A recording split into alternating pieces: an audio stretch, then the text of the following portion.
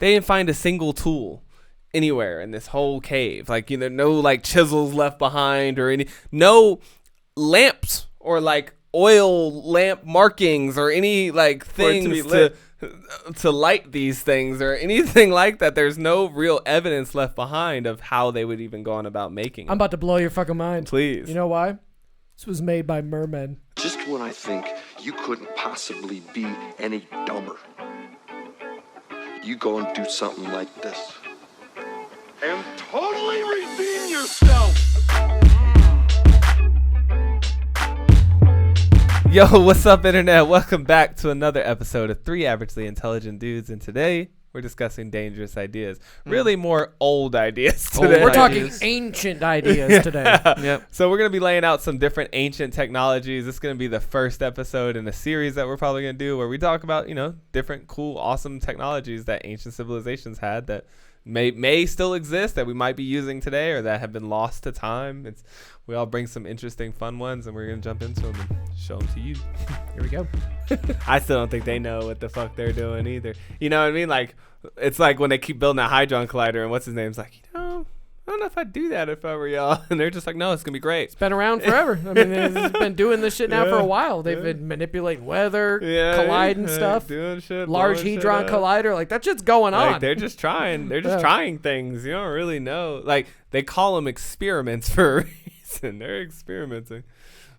But we haven't opened up any portals that we know of yet. Not yet. Or maybe they have and just haven't told us about them yet. You know what I mean? Like, but they're definitely going to crack open a little rift to the nether. I mean, this is what I think the ancients were doing. I think they figured out how to open up portals.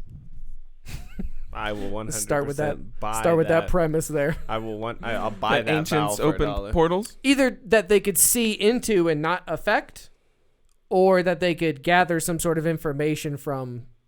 That's my theory. That's what I think. Mm-hmm. Like, makes the most sense. Is that they kind of that makes the most the theory that ancient civilizations could peer through and absorb knowledge through portals, through some sort of seeing, whether it's through drugs or whether it's something to do with some sort of power source. I don't know, but how else are you gonna like discover imagination?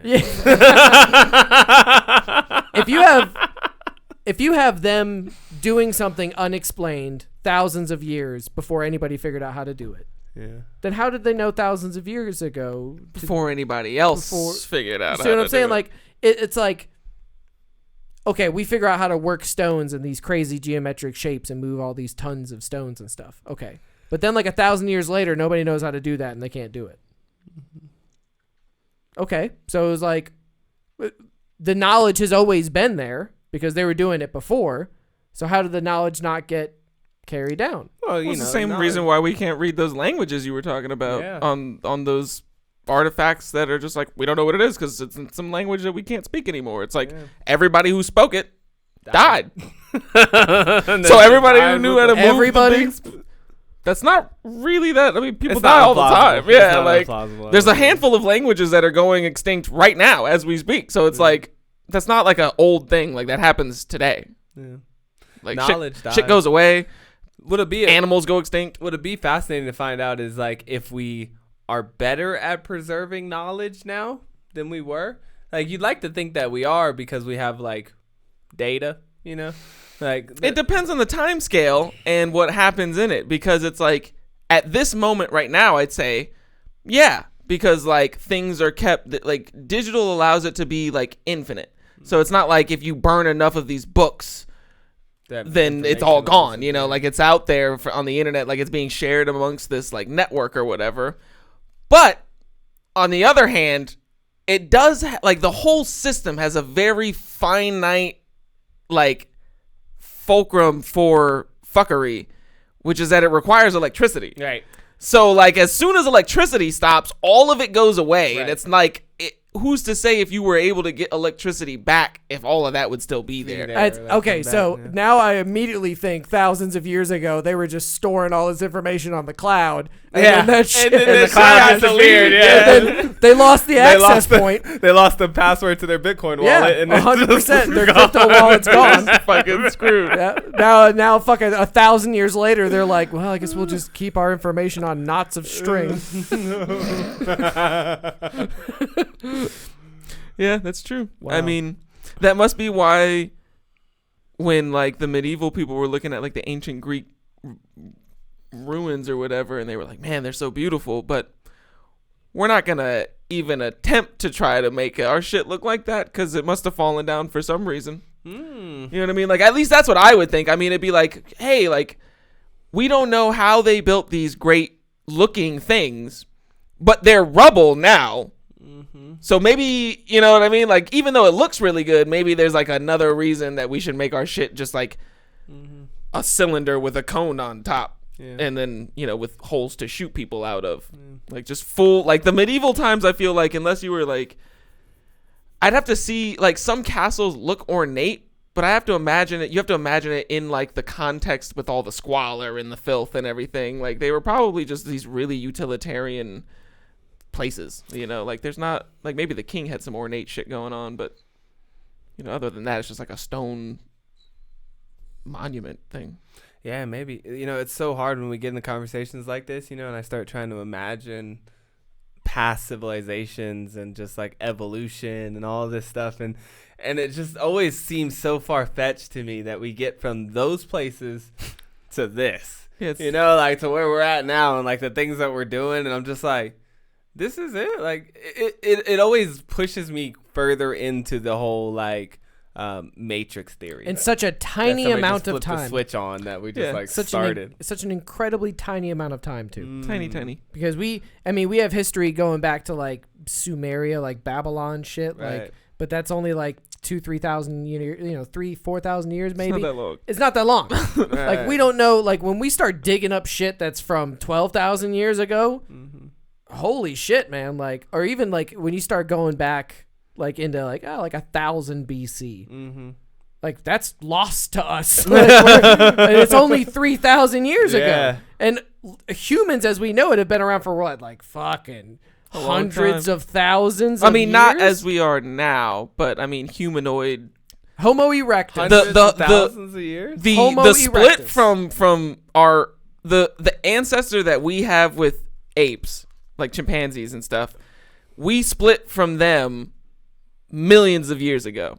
But that doesn't mean that like we can't, like one chimpanzee or like one of our ancestors had like a human, and then like humans were walking around. Like it went through many different steps before we became this. Like, we had to fuck the Neanderthals into extinction to create a Homo sapiens. Even scarier though, like you said, like to just think like how much we really just don't know. Well, you know, like we walk around like we're that big bad motherfuckers, but it's like everything that we talk about on this podcast, you know, we've only looked at this much of the earth and like this much of space, and like we only got this much of history running around here, and it's, you know, science. But we're coming to all these really like people have like really strong beliefs and conclusions, and I'm like, you got this much of the data. Like, how could you know and willingly admit to me that you have this much of the data, but you're gonna stand there and tell me that you know what's happening right now?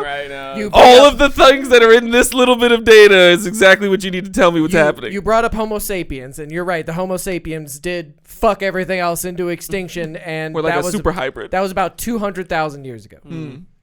So, like you said, but like, we got this much of the Homo sapien like story. Yeah. We don't know what was going on for 196,000 years or whatever, and then we got this tiny little chunk of history.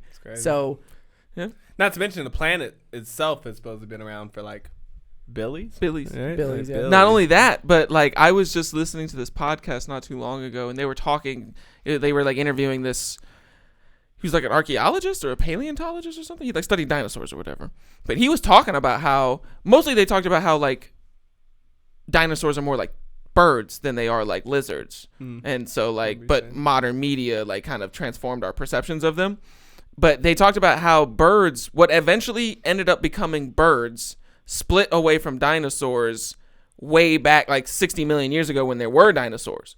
And like, just for context, dinosaurs had like, if we could come anywhere close to the run that dinosaurs had, we'll be very successful. Because the Stegosaurus and the T-Rex, which you always hear about, like when you think of dinosaurs, those are like two of the biggest dinosaurs. Those were 30 million years apart. Yeah. The T-Rex wasn't around until 30 million years after the Stegosaurus went extinct. Oh, so they didn't hang around together. No, they weren't together at all. And The entire planet was a completely different place by the time the T-Rex was around. And human ancestry is only like 2.2 million. If we want to go back to like Homo erectus and, you know, like the missing link shit, that's like 2.2 million years. But the weirdest thing about it for me is that, like, so we split from, so mammals, which we eventually came from, split from something in the dinosaur times and were around during dinosaurs. So there were mammals and dinosaurs at the same time, and there were birds and dinosaurs at the same time. And then, by all understanding of the evidence, a giant asteroid impacted the Earth and killed all the dinosaurs, but the birds and the mammals somehow survived. And it's like, how did they go? You know what I mean? Like, you're just so... Like, why? Like, if that story's true, like, where were the birds and the mammals at to survive all of that? Adapt, overcome. Yeah, like you just fucking go into some super caves, survival go to some mode. Islands. Yeah, like they could like yeah. get into things that like dinosaurs couldn't fit in. I just picture like a big dumb dinosaur be like, "Oh shit, there's a cloud of ash coming. Oh, I can't fit in this cave." And the mammal's like, "Yeah, fuck you. I'm a mole. Close the door. I'm gonna burrow into the earth. Yeah." And then the bird's like, "I'm going with that mole.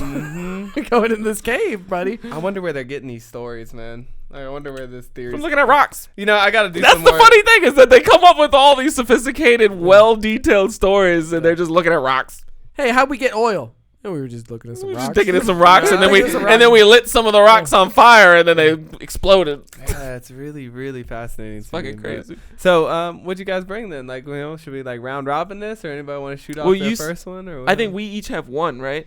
I got two. Oh, you got two. Okay, well, I only have one. So I want to bring you guys a quick one. Okay. The sky designs of the Nazca Lines. Okay, yeah, Okay, I so like these ones. The Nazca Lines are a group of very large geoglyphs made in the soil of the Nazca Desert in southern Peru. I've got a Google Images thing if you go there. Get it in there. So these Nazca Lines were created between 500 BC and 500 AD by people making depressions or shallow incisions in the desert floor, removing pebbles and leaving differently colored dirt exposed. So they were like walkways, essentially, is what it looked like. Like big sweep. What the fuck is this? They have found sweeping between areas. 80 and 100 new figures leading up to 2020. And they think there's probably more to be found. Whoa, Archaeologists wait. So I mean, think they're there are like more. in sand and shit. That geoglyph a right there is at least 1,000 to 1,500 years old. How does it stay in? Doesn't that look like shifting sand? Like that looks like The almost sand complete absence of that- rain along this part of the. and wind. Like that's sand that blows around. Like I've been on a sand dune like that. Well, that's in Peru, know so if I don't know that's how the deserts of sand. Peru. Yeah, I that don't might be know. stone. Yeah, that might be stone for all I know. mean, 1,500 years for some sand to never move I mean, look at some of these other lines. They're more so just like in in the the ground. geography. Yeah, like Yeah. they You know what I'm carved saying? them out. The bird is one of my favorite Yeah, ones. dude, look at that. Yeah, They wow. think that these are 2,000-3,000 years old. No way. And where did they think they came from? Nobody fucking knows, No, dude. nobody knows, Like, yeah. They just did. Somebody just did this. We don't have history Some in sort South of- America that yeah. like we know of until like the Inca and the Aztec and the Mayans, and all those are predated by multiple cultures. So we're talking like we might have like maybe like 500 AD. We start actually getting some like written history, not written history, but like some idea. And This until we shit's written land, down. yeah, exactly. But This is written history. until the Spanish land and start conquering these people and taking them over, nobody knows. Nobody anything knows about what's them. going on. Yeah. Nobody's writing anything down in history books. It's all just, and it's not even like stories being told. It's like the Inca. They just didn't have a written language. That is incredibly crazy. I mean, think about like the Mayan calendar or whatever. All these things like these are things that Yeah. were like that are from like the 1400s. ancient science. I wanted to bring up like my thing here. I'm gonna need this for reference during this conversation. That's gonna be too That's much. not- Yeah, we don't need that. That's not the one. Yeah, we're looking for literally like the very top section of that one. Yeah, this works. I see Sumerians. So literally at the end of it, it's the Stone Age from fucking 4,000 to 10,000 and on BC. The Stone Age. All right, so this is interesting though. So if you're these Naz, that's down there. So we're gonna be down there. You see where it's Mayans and right here. Yeah. Incas and Is CE? Is this supposed to be like AD? I guess. Like they don't like that after the. Yeah, death they of- changed it to CE. Oh at some no, point. wait. Oh yeah, I guess it must Yeah. be CE. What's CE stand for now? Man, who Right? knows? Who Who knows? gives a shit? Whatever AD is. Just something we use. But yeah, we're down here in the South American, this bottom section Yeah. here. And you can see where Inca and Aztec literally are like just recent, like super recent. so recent, like 12. The Mayans, which are the ones that we have a bunch of like their culture that Yeah. pretty much made the Aztec culture or whatever. It's what it was Yeah. based on. But we don't have like look, it goes back to 1000 BC. Right. So somewhere during the Mayan dynasty, some other group of people down in Peru that were not Mayans decided to make giant things that you can only see from the sky. That's my favorite part. Which is- the size of those Nazca lines. Right. Is monstrous. It's massive. Yeah, these are ginormous. I mean, yeah, That's they a got to be duck miles and over- miles. There's aisles. ants. They literally did pictures of everything. It's like giant coloring books, dude. And my thing about it is you have no frame of reference. Nope. Yeah. Like there's no way to get that high. And see, And look to down. That see you it just right. made a Right. perfectly straight line right. for 3 yeah. miles. Like how could you possibly know where to turn in relation to everything else? Like And some of them Like are just these, lines. like- Some of these Nazca lines are just like actual, just like geographic shape almost. Just like a bunch of weird lines in different directions. Which geoglyphs. makes me think, okay, was something landing here? Like was this It was like an a- airstrip? like Because a- that's what some of these fucking things look like. Does it say how old each of the lines are? No. Like, can they date Each like one. when one of them was made? Everything I have says created between 500 BC and AD 500 by people making depressions in the desert floor. That's That's literally all 1,000 years. Yeah.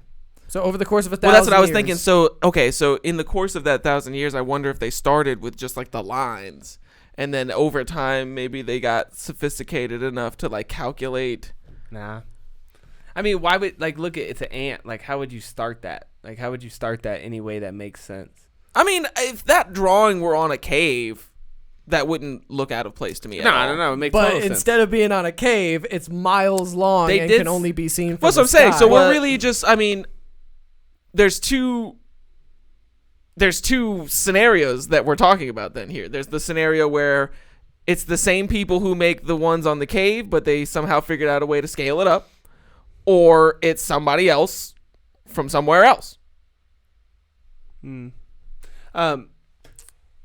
They say that you can see them from the top of the foothills though, so that helps the theory a little bit, because that's what's really been fucking me up. Because like you said, it's like, You can oh, see it's just them the from- guys who did it on the caves. Like, I'm just imagine drawing a painting or creating something where you literally just have no frame of reference to like these people barely even have. I don't know how they did orienteering or whatever. Oh, Like, there's- how did they traverse the land? Like, do they have compasses and things? Who fucking knows? Oh, these But- people have to be the most expert. Like, these people are more expert at traversing this land than our most expert sure, level right? compass wielding anybody. Like, But- these dudes know what they're doing My- when they're walking around. My point is, there's one thing to just be looking at a cave wall. No. and be I know able what to, you're saying. Like, I would love to know when math was invented or discovered. or discovered, whatever. Like, whenever people started counting. Because this is my thing. If math is old enough where it lines up with these timelines, then it's like, okay, well then I would just assume that they somehow like just calculated the scale of it. Not until the 6th century BC, my God. But see, the Mayans had the number 0. So like the Mayans knew some math. I if mean, they people had were 0. counting before like math. Mathematics. Yeah. That's what I'm saying though. That's like why it's like hard to pin down like when somebody came up with the concept of counting. Like, because you could count.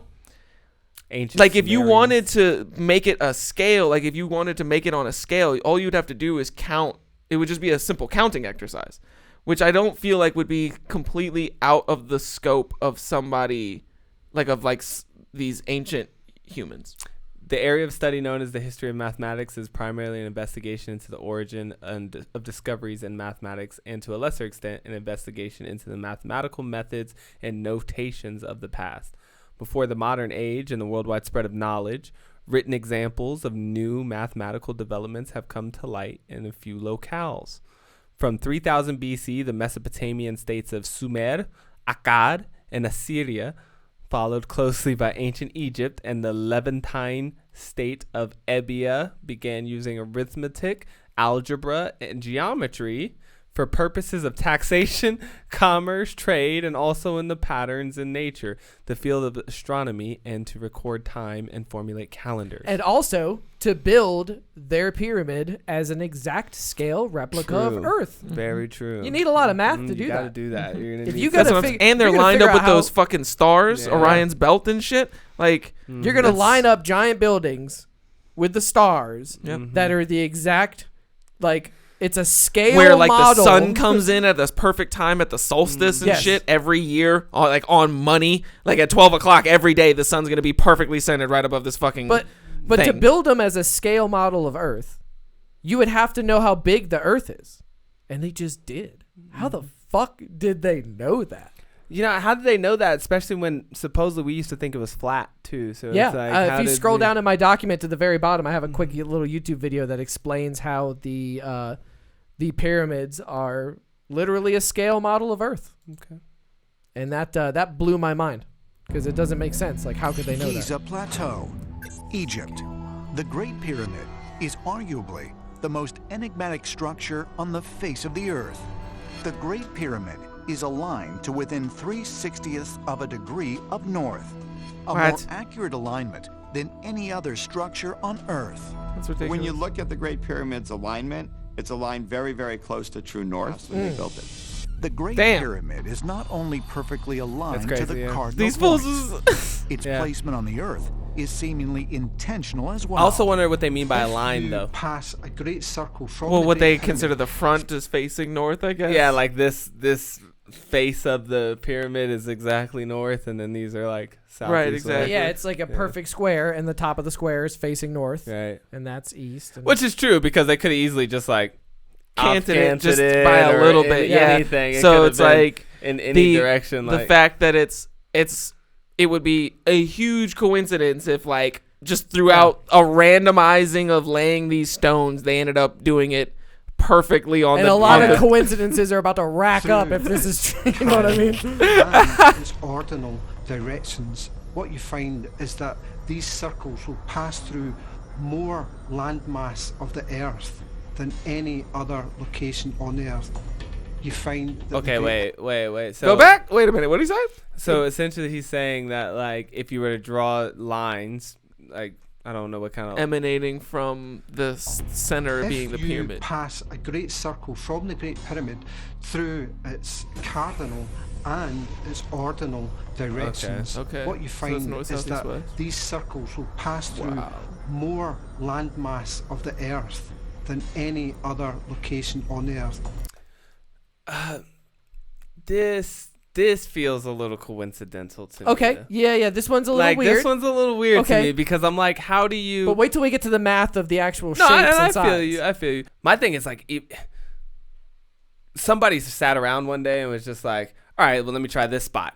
And then draw the ordinary cardinal lines. Let me see how much land mass goes from there. All right, let me try this spot. Let me see how much land mass. You know, like it just seems like, I don't know how you do that experiment, why you do that experiment, and how they came to this conclusion. Yeah, this is one of the ones I breezed over in this video, but Yeah. it was around a little bit later on in this video when they started talking That's about the numbers, where I'm like, holy shit.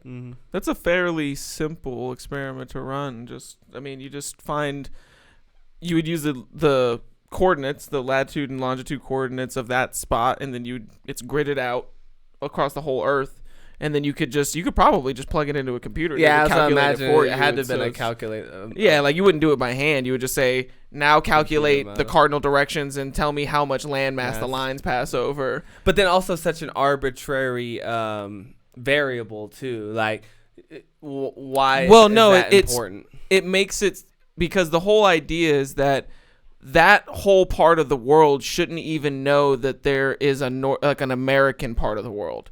Like the so new by world, coincidence, they just hit all the right? land? That's what he's You know saying. what I Like mean? they happen to be placing this pyramid not only at the true directions, but also if you follow those ordinal and cardinal directions all the way out, it covers the most landmass on the planet, even though people aren't supposed to know that there's landmass all the way on the other side.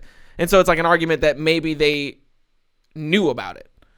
Yeah, like we're trying to do that. Like we're trying to cover the most landmass or something is like, I guess what they're... It's a lucky shot. But It's just a lucky shot. Well, how is that one a lucky shot, but That's the joke. other one No, we said wasn't? That's what I'm saying. That's the joke. Is saying like is why are they deeming like that was something of value to them? Like why? Maybe they did know that there was land, but why were they trying? Like, I are see they what trying you to mean. say like this was a teleportation device for you to be able to get? I was across thinking the more so land, like or- if you start walking in any of these directions, like these are the directions that are gonna get you the most land. I don't know. Maybe you really want to walk on It's land. essentially located at the centre of the world's landmass. The Great Pyramid was built with a level of technological sophistication far in excess of anything that we They said have located today. at the center of They Center landmass. of don't the use landmass, the yeah. inch as we normally have it in the English system. It's the cubit. And what's interesting about this cubit is that it is exactly Cubit. 1 Yeah, I like that. 25 millionth of the polar diameter of the Earth, meaning the distance from the North Pole to the South Pole of the Earth.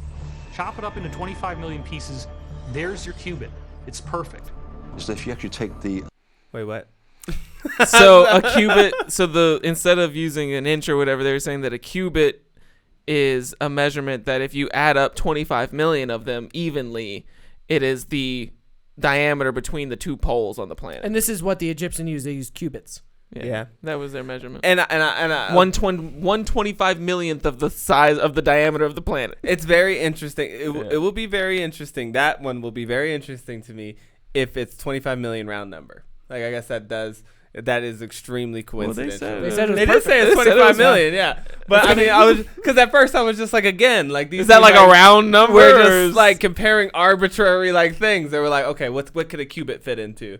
Well, we were doing the math and it's 25 million. The diameter. Like, oh, that's interesting. I think their point maybe is that when you add all of these things together, Yeah. it seems highly unlikely that they're all coincidental. No, it's like maybe definitely one, must be like, a lot hey, of maybe the precise cubit decision. happened to be maybe. Well, what did they say? They haven't really but- said anything about the cubit yet. They length just of told the us what it Great was, right? Pyramid at its mean socket level, which is the corners of the actual building, No, they it said that. translates into They said that they were using cubits to measure it, not inches, and the cubits were 1/25 millionth of a thing. But I mean, Yeah, they got but- a point because 1.86 feet is an odd measurement to use. But I mean, they're doing it on a whole different. Not one to you, it's just scale. one. Right? Yeah, to them it's just one, right? Yeah. So it's like it's a, Exactly 1/25 millionth of the polar diameter of the Earth, meaning the distance from the North Pole to the South Pole of the Earth.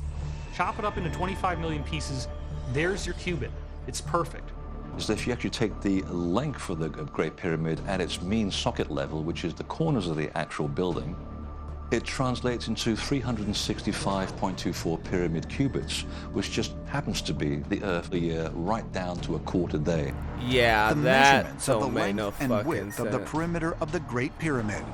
If you take the location of the Great Pyramid as a coordinate, This this dude number like sequence of just this capitalized coordinate on the meme. matches He was like, exactly "This is the what we're speed of doing." light traveling through Aliens. space. Did you hear measured that? and No. matches Yeah, see, this is- exactly Go the back. unit.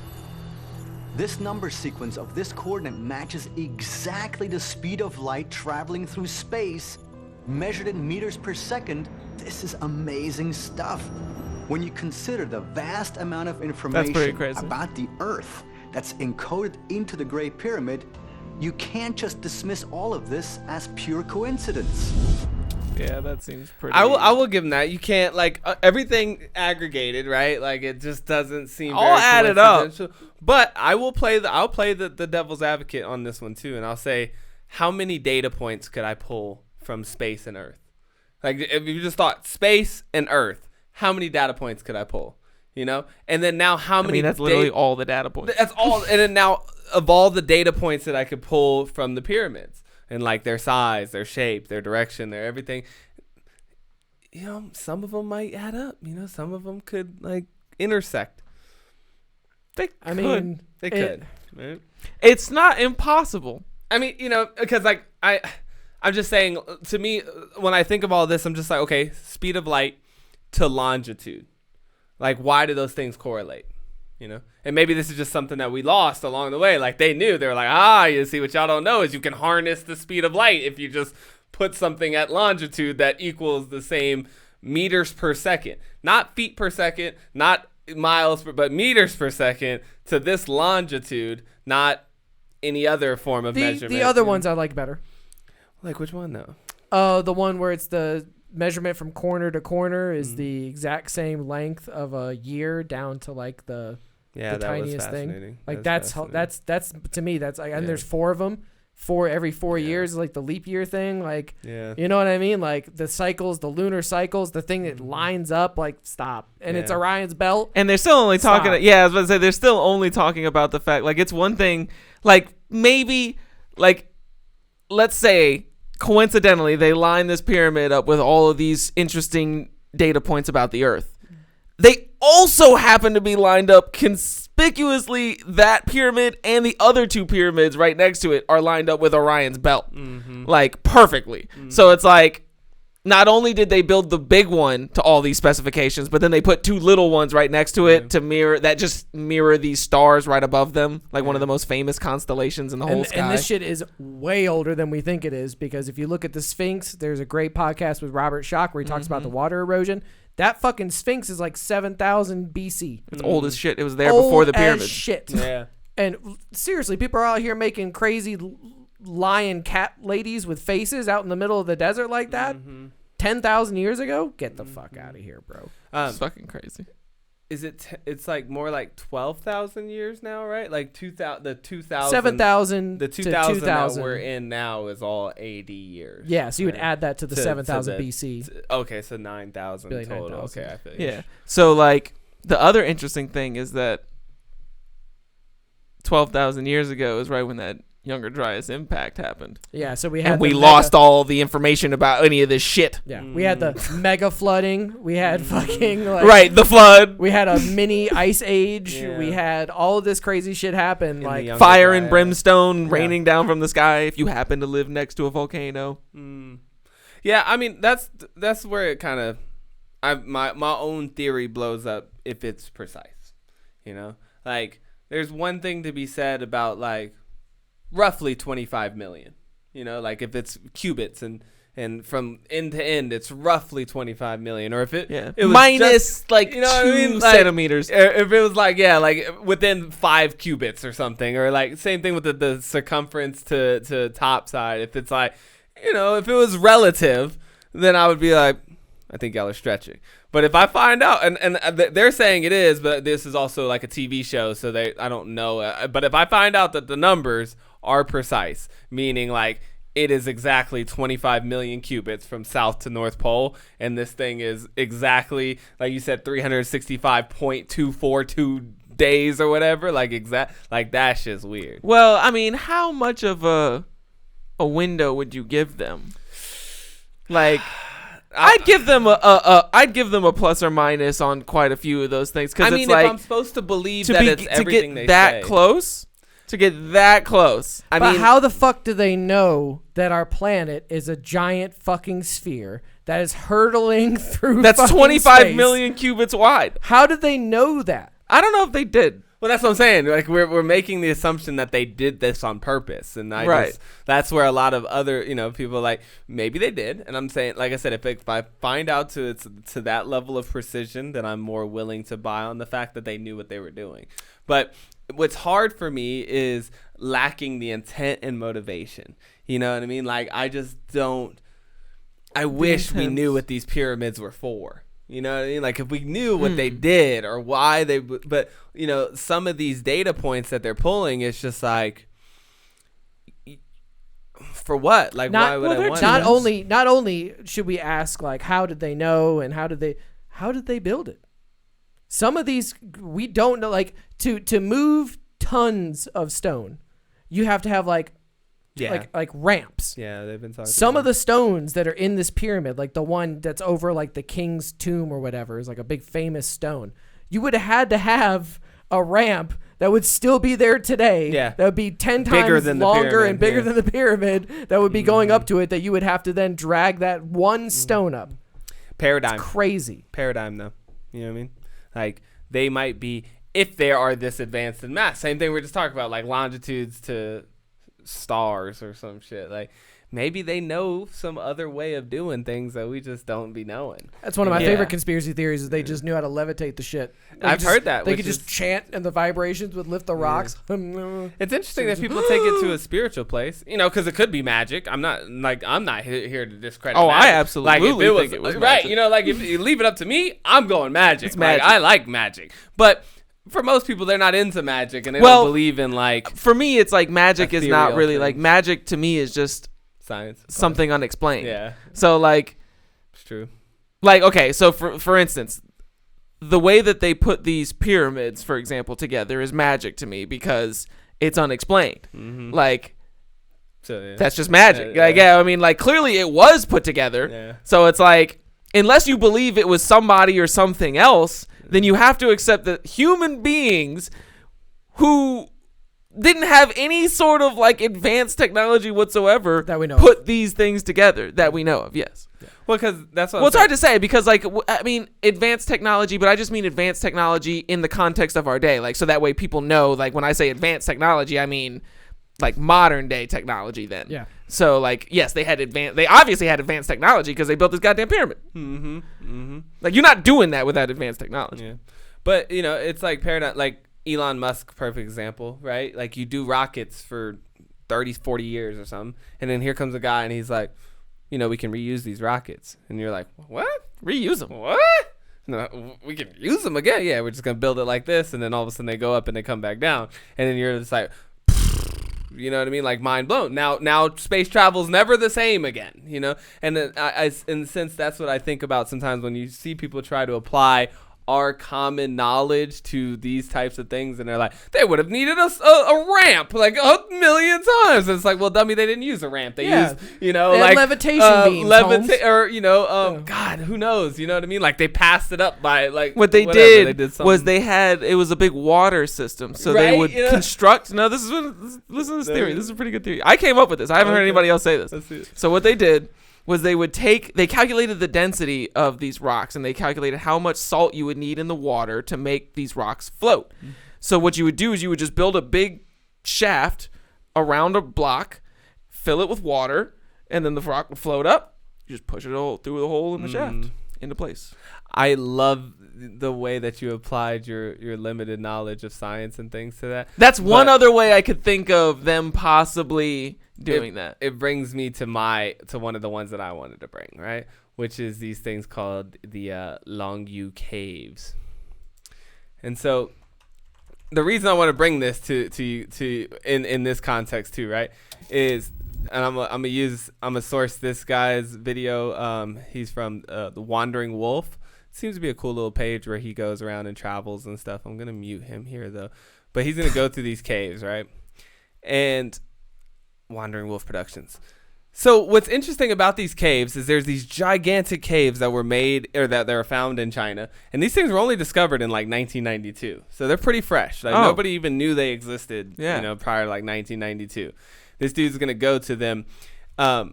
I'm gonna make some points about this. He gives us a little map version. It's like right outside of Shanghai. Okay, so you go like south a little ways and you find the Longyou Caves. And he's gonna go in here and he's like at the ticket entrance. They've turned it into this very big like tourist attraction thing. Supposedly he said he got in for free though. 92, huh? 92. 200 BC. Right. So they think that they're 200 BC, but they were discovered in 1992 by this fisherman. Like it was a small village. Let me see if I can get to like a good picture. Okay, so anyways, there's like a small village, right? And this is what they would have looked like. They're these like ponds, okay? And so this villager was like, yo, a villager caught this really big fish in this pond. And everybody's like, how's this big ass fish living in this like pond? Tiny little pond. Right. And so now they start wondering like, what's underneath these ponds? Like what's going on with these things? So they buy a pump, they buy this water pump and they pump one of these things for like 17 days straight, just day and night pumping this pond. Where'd they pump the water to? Good question. The countryside. Yeah. Anyways, I'm glad you're asking these questions. Okay, so it exposed this gigantic cave, and I'm gonna get to where he actually goes into the big cave. There's a cave. Wait, there's water in the cave. They had to pump the water out of the cave too. Yeah, the caves are full of water and everything, and they came out to these gigantic fucking caves that are like pillared. And I forget how Not big. just pillared. Those are like seriously like man-made pillars. Yo, hundreds of like deep. Like these caves are deep. Look And at all those carving marks. Right. So then that's the thing that people talk about. There's all these lines, and they're all perpendicular straight lines, and they like everything. And people say they're like chisel marks, but you would have had to put them there on purpose almost, right? So, but nobody knows why or anything. The interesting thing about the Longyou Caves, no records whatsoever of people even living here that like enough people. A civilization. Like a civilization. Yeah, it's not like one guy banged this out over the course of his life. Right. So like this long ago and all that stuff, no civilization records, no nothing. But what was fascinating about your theory, and you were like, maybe they floated it and stuff, and kind of like you said with the ramp. Well, where's the ramp? Where's the floaty device thing, right? They didn't find a single tool anywhere in this whole cave. Like, no like chisels left behind or no lamps or like oil lamp markings or any like things to light these things or anything like that. There's no real evidence left behind of how they would even go on about making it. I'm about to blow your fucking mind. Please. You know why? This was made by mermen. Shit was underwater when they made it. Wait a minute. But hold on. This is what I have to ask you. Where'd the chisels go? They went down to the floor of the ocean. Did they find, like, I'm assuming, okay, you said that they were filled with water. Yes. Okay, so they're filled with water, and I'm assuming they don't connect to any sort of bigger So pool. what's interesting about them is there's 24 of these caves, supposedly. Jesus. They've only pumped or like unveiled, excavated 5 of them. Right? Oh. So there's still 19 of them just completely, who knows. Full of water? Yeah, who knows how deep or what. Oh, okay, because see, I was thinking, okay, like if Full this of is like a mermen. full, What the fuck they're full of? But they're down? not connected, though, is my point. So they're all individually standing 24. and they know that they don't like connect to like any aquifers or like water shelves or anything. There's a theory that I'm going to show you after this, yeah. Okay, because I'm thinking like, I want to find the beginning of the cave, which is my thing. Like if because these caves clearly look like they were made by people. Mm-hmm. So it's like, okay, if this is a man-made cave, where did they start? Yeah. Like, I imagine they must have started in the depression of the earth that eventually became the pond that the guy was fishing in. So like you just go down into this depression and you just start carving away at the earth. But I don't know, like you would have to carve a hole down to like the bottom of like how deep you wanted the cave to be, and then like dig a hole straight down, and then you'd have to carve all the shit. Yeah. Because like how do you carve a room from the outside? What if it's a natural cave and they just went in there and like, we're just gonna Build out. we're just gonna smooth these walls You know with what's some interesting, perpendicular though? lines. I didn't think But about you know that. what's interesting though? They're perfectly positioned to maximize the amount of sunlight that comes into Stop. the cave. Stop. So it's like, Oh, right. So like when the direct sun going comes across down, the the sky, sun's right? just like They're positioned. lucky to shot. So open- they built. So they Lucky shot. So they built them in the daylight while there was sun shining into coming it. through, Wow. baby, right? Wow. Very fascinating. But again, there's weird things about this. Like, where's the dirt? Like there's another thing too. They're like, y'all excavated like thousands and thousands of millitons or whatever the fuck measurement of dirt, but there's no like. They don't find any place where they put all the dirt or Well, I mean, is anything. this like a mountainous area? Because it looked pretty mountainous. So it's actually off of a river. It comes off of a river, and I want to show you because you're onto something. This chick did another YouTube video. She's very interesting, and she thinks she's like stumbled upon the like explanation for what these caves are all about. Because, like I said, a lot of people have tried to explain it, and it's just not really panned out. But you were really kind of smack on it. Very I felt like similar. hers was very. Each cave looks like a grand hall with a small entryway, oversized stairs, a sloped ceiling, and one or more sunken holes in the middle. You can imagine someone using these caves for ballroom dancing or hosting a huge charity event. That's true. Yet, what about these rectangular sunken areas? Could they be a key to unravel this mystery? We see from photos that these sunken areas are filled with water like small pools. For now, I will call them pools. The average depth of each pool is 5 meters. I'm like, did she make these or like what the fuck? The Who pool did this? water that is difficult? It's in naturally AutoCAD. formed within Yeah, the it does look caves like a little- and not maintained I used to by use this anyone. program. It's really easy to use. Today, the cave water caves Okay, so are that's not maintained it's naturally by formed. anyone. The water's like the water just stays in there. They actually have to pump it out every like once a week, or the cave will flood. Today, So the it cave does- water must it's be attached to pumped out something else. weekly, or the caves will flood. Longyou Caves are located on a small hill and very close to a river. So it's highly likely that the caves are connected to the river. By the way, the other site, which is similar to Longyou, is also located near a river. They're aquifers, dude. So anyway, I mean, you were smack on. Like I think that I don't know why, but it would seem like they built these to build water storage. You know, like water. Yeah, it makes sense to be an aquifer. You know, Well, like if you're gonna yeah, I build mean- something like that. But the part that still boggles my mind is like, why carve all that shit? Well, You're just gonna have an aquifer. Why is the inside of your aquifer got all these pictures and lines? And but think about it this I'm gonna way, get you though. that. Think about it this way.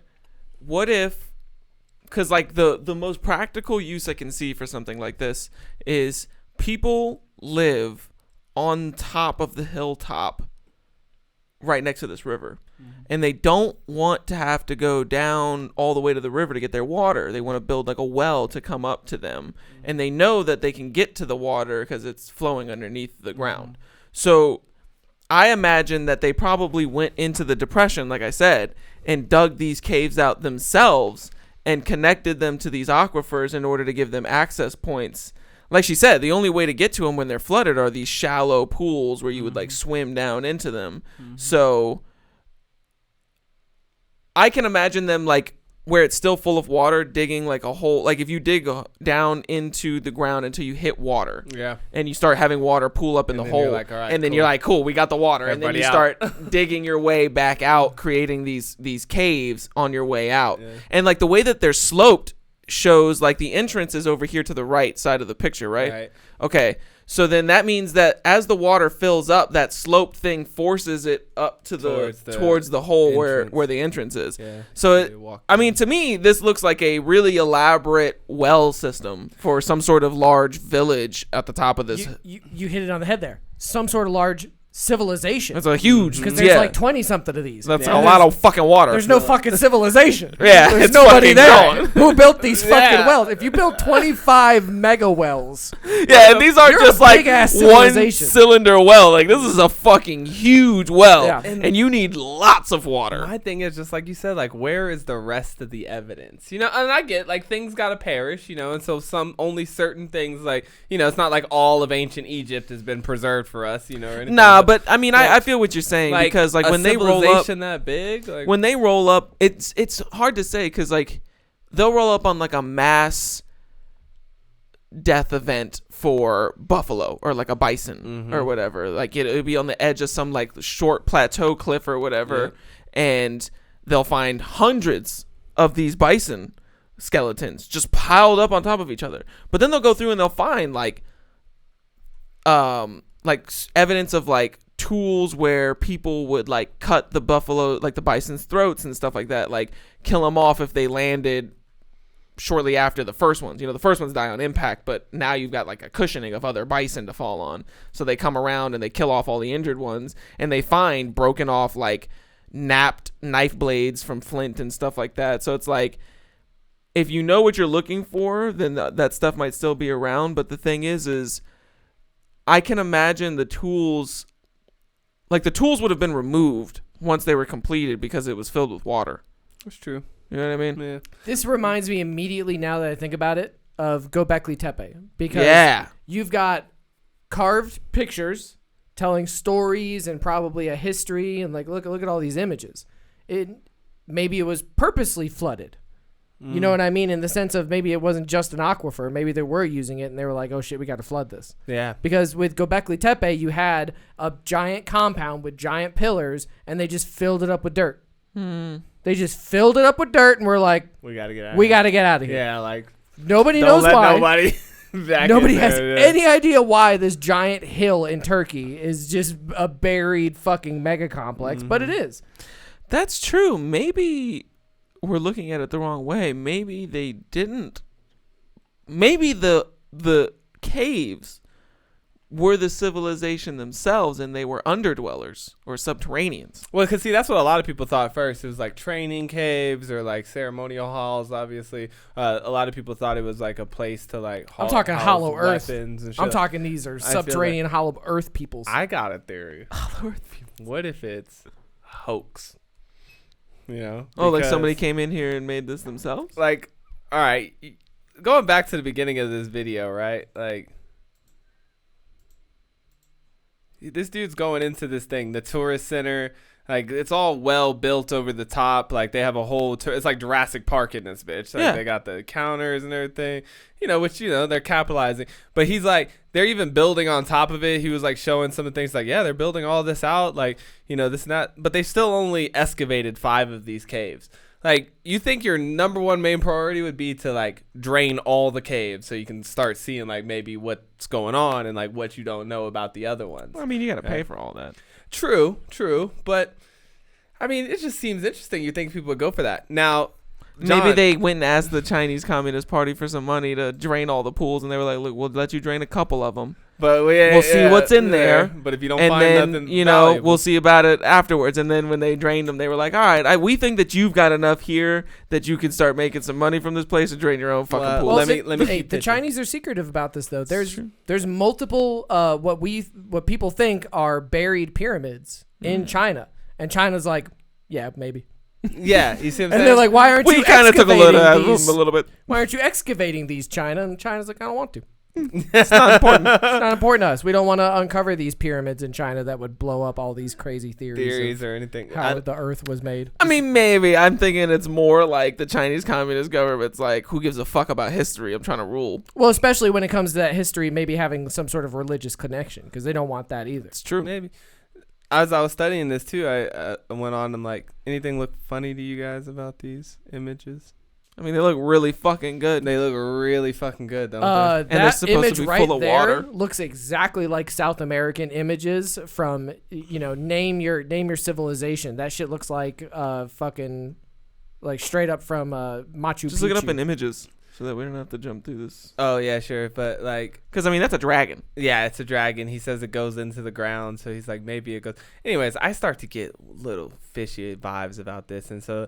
I started reading through the comments too, and he goes, bang, this guy busted wide open. First of his name. I really wish they had kept the caves as they were found. It looks like they're modifying the caves by adding carvings and other things simply to attract more tourists, but I think they're a great attraction just the way they are. Of course, we get into the reviews, and he said, yeah, there are a large amount of modifications being done. They had towers supporting light setups, decorative ponds, paid picture spots, all sorts of stuff outside as well. You can see they're setting it up for a big tourist attraction in the future. So anyways, point being is more people were talking about it in here too. All these carvings and stuff have been added.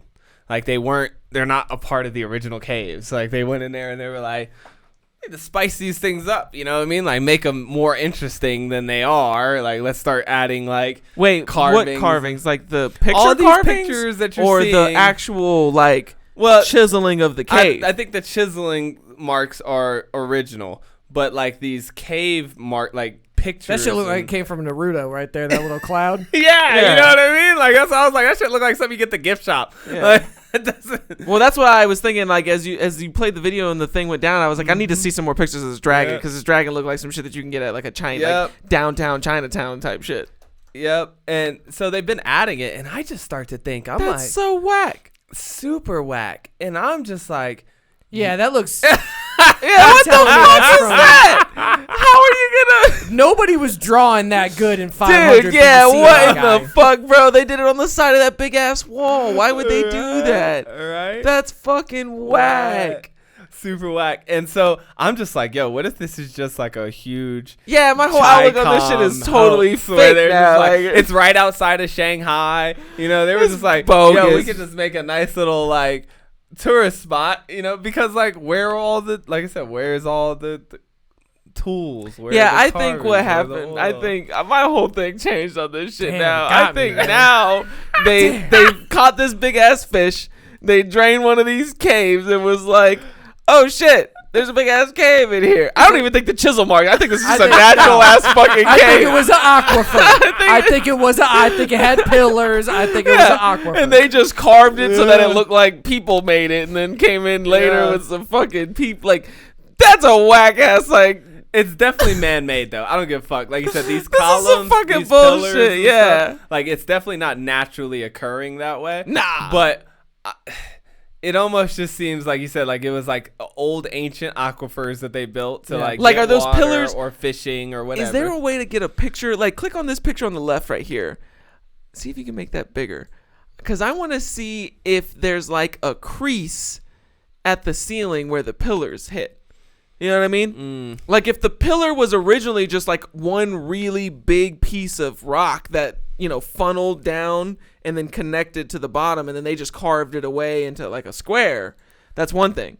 But like if they just came into these empty caves and were like, let's put some pillars in these big empty squares in the ground, you know what I mean? Like, yeah, it feels real sketch to me all of a sudden, you know, and maybe just because you know, I don't trust communist governments, you know, like that to like tell the whole Go back truth. to that search, because I would like you to search in front of the word art, and the word's crazy, but Gobekli Tepe. So it's Gobel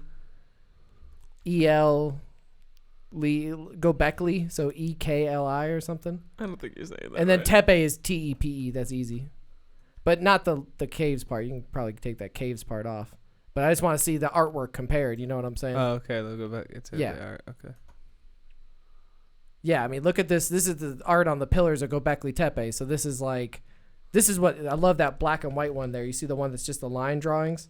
I look at those a lot because it kind of clears it up. Like that's the background on my phone background. Yeah. It's one of the Mayan carvings that looks like a guy in a spaceship. I like these. They look like little like, you know, kindergarten doodles. You see, that's what I'm saying. Yeah. So when you see Longyou Caves and you show me some anime from 1992 that they carved on the walls, it looks like it was done by fucking Funimation.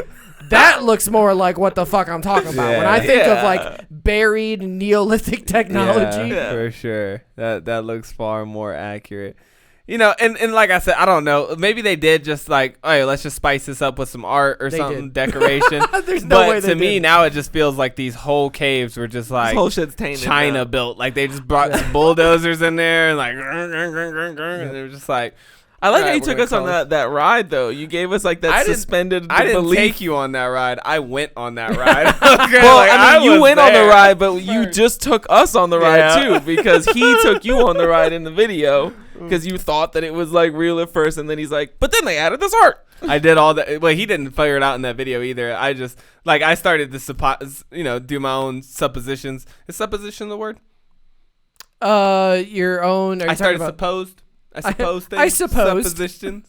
You made your own assumptions. We'll just stick with that. Let's see what a supposition is real quick. But yeah, I started to make my own theories up, and I was just looking at the art, and I was like, that shit don't look right. An uncertain belief. Yeah, I made my own supposition. I had a supposition. Yeah, it was an like uncertain belief. Yeah, I just started feeling like, yo, something's fishy about this. No pun intended. And I was like, yeah, you know good what I one. mean? Yeah, that was a good one. Took a second to register. And then I was just, like the year in which they were discovered and it being like this new thing. But I mean, I haven't seen anything that says like debunked or anything like Longyou Caves debunked or like China ain't gonna let nobody debunk their cave. They're not gonna let anybody in there to. How many people have actually studied these caves and like figured Not very out many. like, you know? Like you said, 19 of them are still full of water. So right. it's like all that was like weird to me. I'm like, y'all if there are building... even 19 more, right? You know what I mean? Assuming that's that's like whenever true they too. have sites that are in like Yemen or one of these places like Lebanon or something or Syria, they don't really get to go in there and do excavations because they'll have their heads chopped off. Yeah, so you gotta be a little careful. Yeah, it's true. that you're missing. I want to take you guys on another journey because this one I'm still a little hazy on, but I really, really like the idea of the Antikythera Mechanism. It is something that, it really gets me. So this is an ancient Greek hand-powered ori. An ori, if you go to see, this is pictures of it here. What's an ori though? You gotta give me the yeah. If you go to the document, I think if you hover over it, it's like Wikipedia style. So an ori is a mechanical model of the solar system that illustrates or predicts the relative positions and motions of the planets and moons. This mechanism found at the bottom of the fucking ocean, the Mediterranean Ocean, that was made by ancient Greek people in 200 BC. 200 BC. Is described as the oldest example of an analog computer, and it was used to predict astronomical positions and eclipses decades in advance. It could also be used to track the 4-year cycle of athletic games, which was similar to the Olympiad.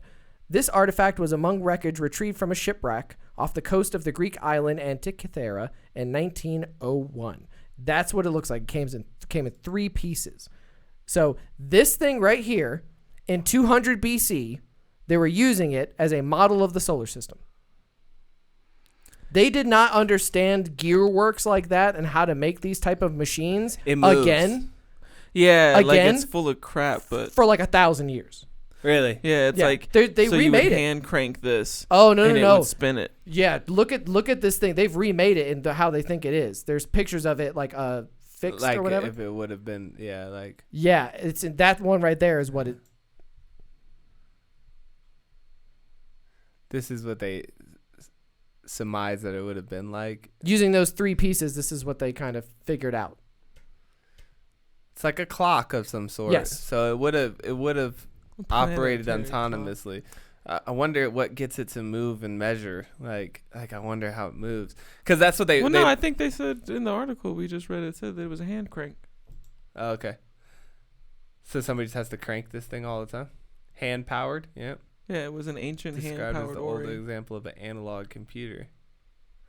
So yeah, when you wanted to know, hey, show me 50 years ahead of time, and they were like, when's this eclipse gonna happen? Yeah. And that's so yeah, you just like, when's the next eclipse so that we can plan our fucking ceremony. And then whenever the pieces all line up, and then they line up, and then that was like, all right, 28 hand cranks. So that's but how do the math real quick. How did the people that had this boat that was in the bottom of this ocean?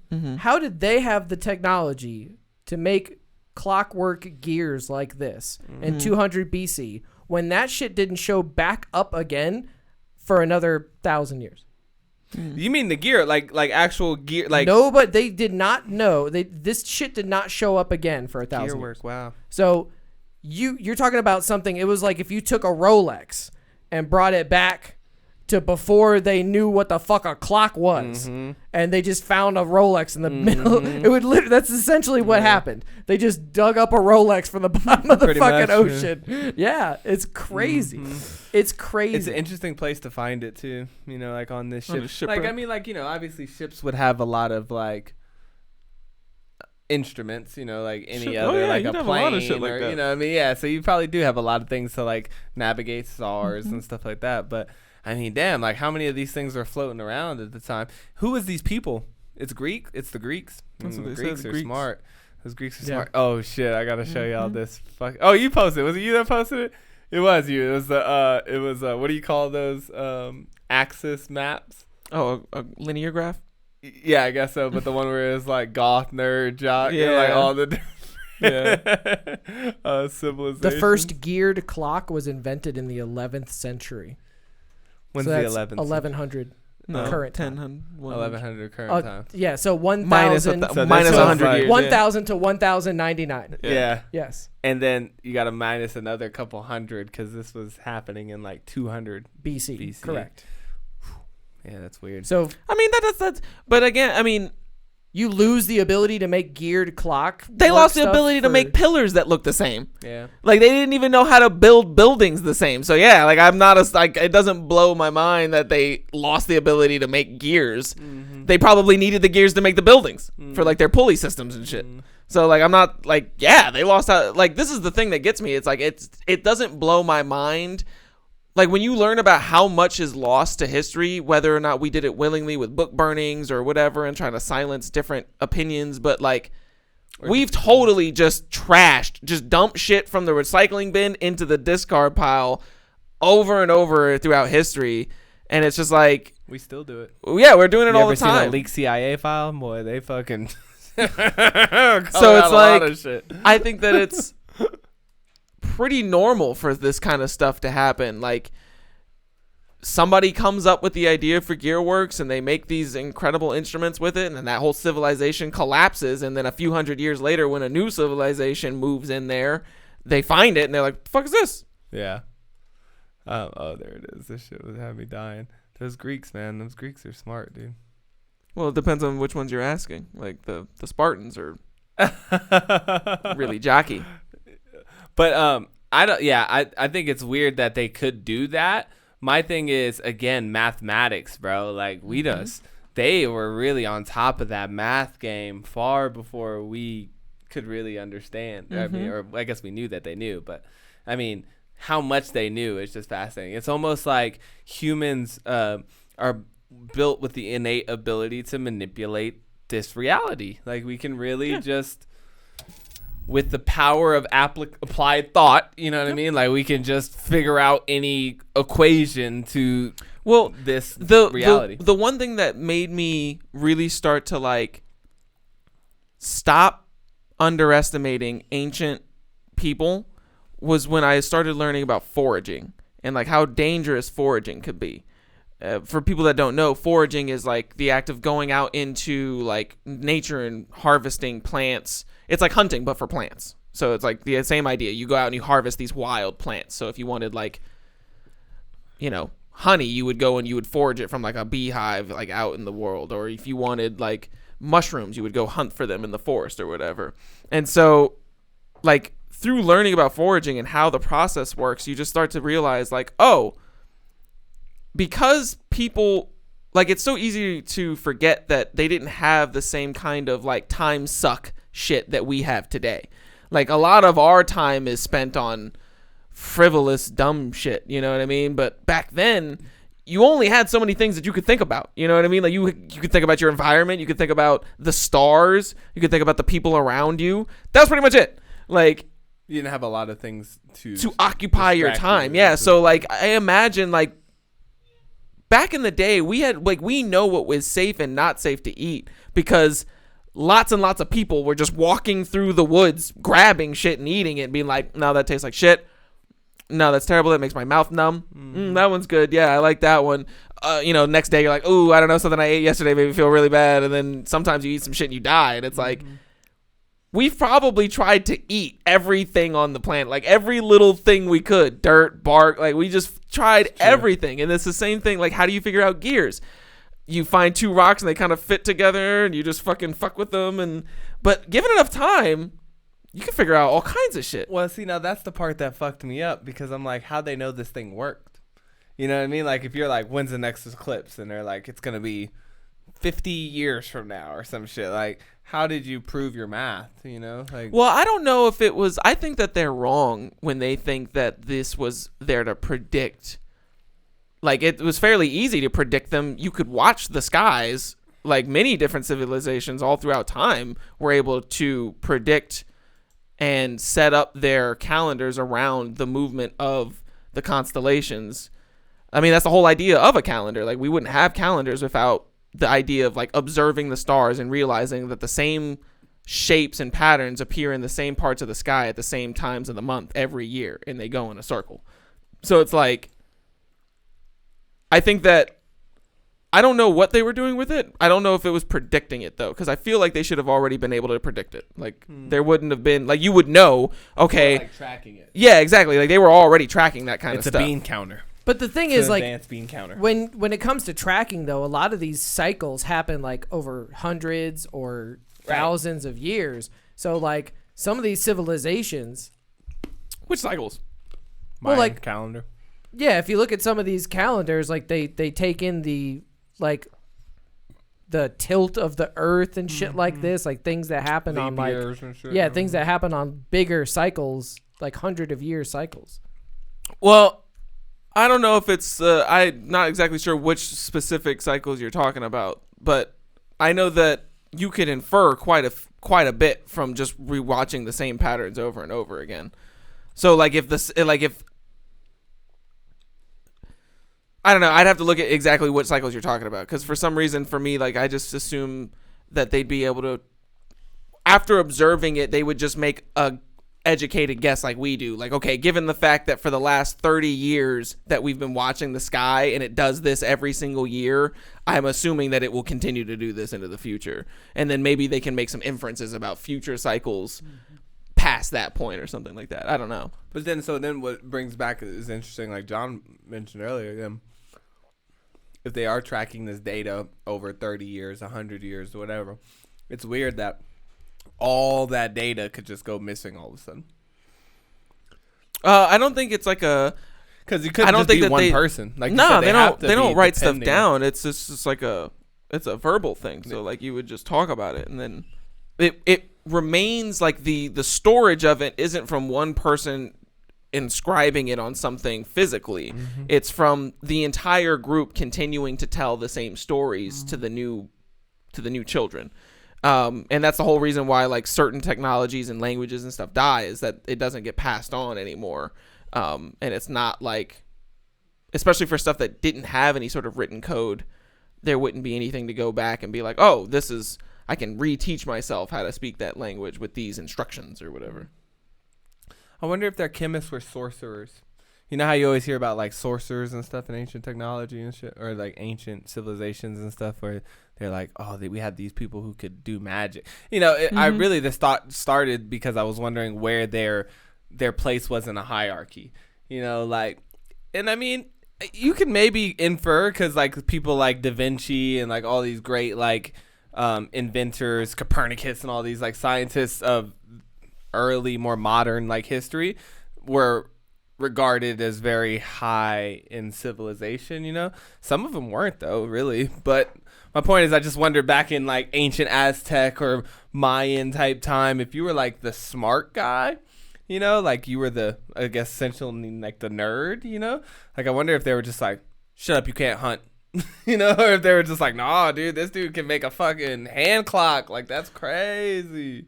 Well, I think at the point of like, once you get to a certain level of civilization, then having the smart people around is actually pretty beneficial. I think that they're probably held the roles of what we consider like the advisor in like a more modern like Chinese dynasty court or something like that. Like an advisor, like the alchemist or the sorcerer guy, does his little thing and gives the ruler dude his input, and then the ruler like makes a decision about what's going to happen. But I'd imagine that once you have so many people that you need to take care of, having people that are good at like counting and calculating shit is probably not, like I know in ancient Egypt, like the scribes, that's who these people were, and the scribes were like royalty. Because we're past like hunter-gatherer era. Right, like this is like farming and tilling, and now you've got like, it's not just like random farming where like I just walk outside my shack and I've got some corn growing. It's like we have plotted out areas of land where each day, like on the third day of summer moon, you have to go out to field 7 and water rows 1 through 8. Like it's getting to that point now where we're planning shit out, and you need smart people to do that. So I'd imagine that those people were pretty highly regarded. Well, this is the same societies. Like if you look at Maya, so it's like, okay, the smart guy who figures out the Mayan calendar and figures out the 52-year lunar cycles or whatever the fuck is probably the same guy who's taking the hallucinogens and slicing open the virgin hearts. Yeah, I thought so too, right? Yeah. I thought like this is probably your doctor and your like chemist guy, sorcerer. I don't know. I think stuff shaman-y, I think you'd be surprised at how specialized stuff was already at that time. That's true.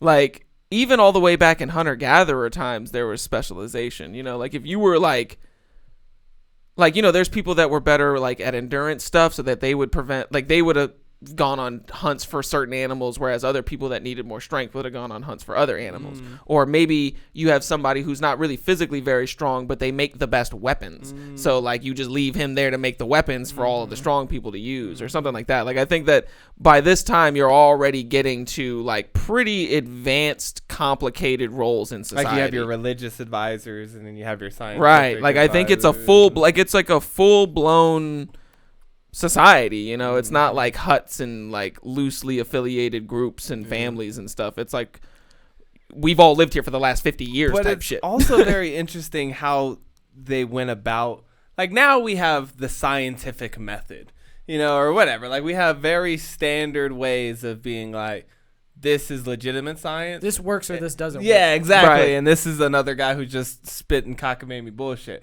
Like, how did they decipher that in fucking 500 BC? That's a great point, because back then, you got these dudes who can figure out the exact rotation of the Earth that they don't even know is round, but they figured this shit out. They've got all that. They can tell you when the next eclipse is coming. They got it figured out. But they still believe that stuff up there is the gods, and that they got to sacrifice these people to please them, or the crops won't grow. And you would think, if you've got the scientific method to figure out all the stars and planets and moon and shit, you would also apply that to, well, if I don't kill these people, the crops still grow. Yeah, like, no, it's just simple water and sunlight. Yeah. Like, you would have thought. If you I could build don't these think many intense of that, irrigation like the systems. scientific method, I don't think, like, I think the way that you guys are thinking about it is not what they would have had. It was all just based on observation, I think, and like superstition, like a lot of superstition too, maybe. Like I don't But they know, had like proof of concept. They were like, I think the eclipse is going to happen tomorrow because of my Ori, and then boom, the eclipse. right. happens. But then okay, so that's a very physical, practical thing, and then you go into a very conceptual idea of sacrifice, and it's like, that's not just a, hey, we're just going to stab this girl and let her bleed out on this stone table so that our crops can grow. Like, there's a whole concept in, like, not philosophical, but, like, there's a lot of psychology and shit going on in there, like, where you have to think about the mental paradigm of the society at the time and what, like, the idea of sacrifice means, or what the idea of these more spiritual, woo-woo, some would say, based things. Like, I think, like, being able to track the movement of the stars is as simple as watching them every night, which is probably what everybody did, considering it was the most entertaining thing happening at night, was the stars. So it's like everybody's watching all these stars every single night, kind of regardless of if you're into it or not.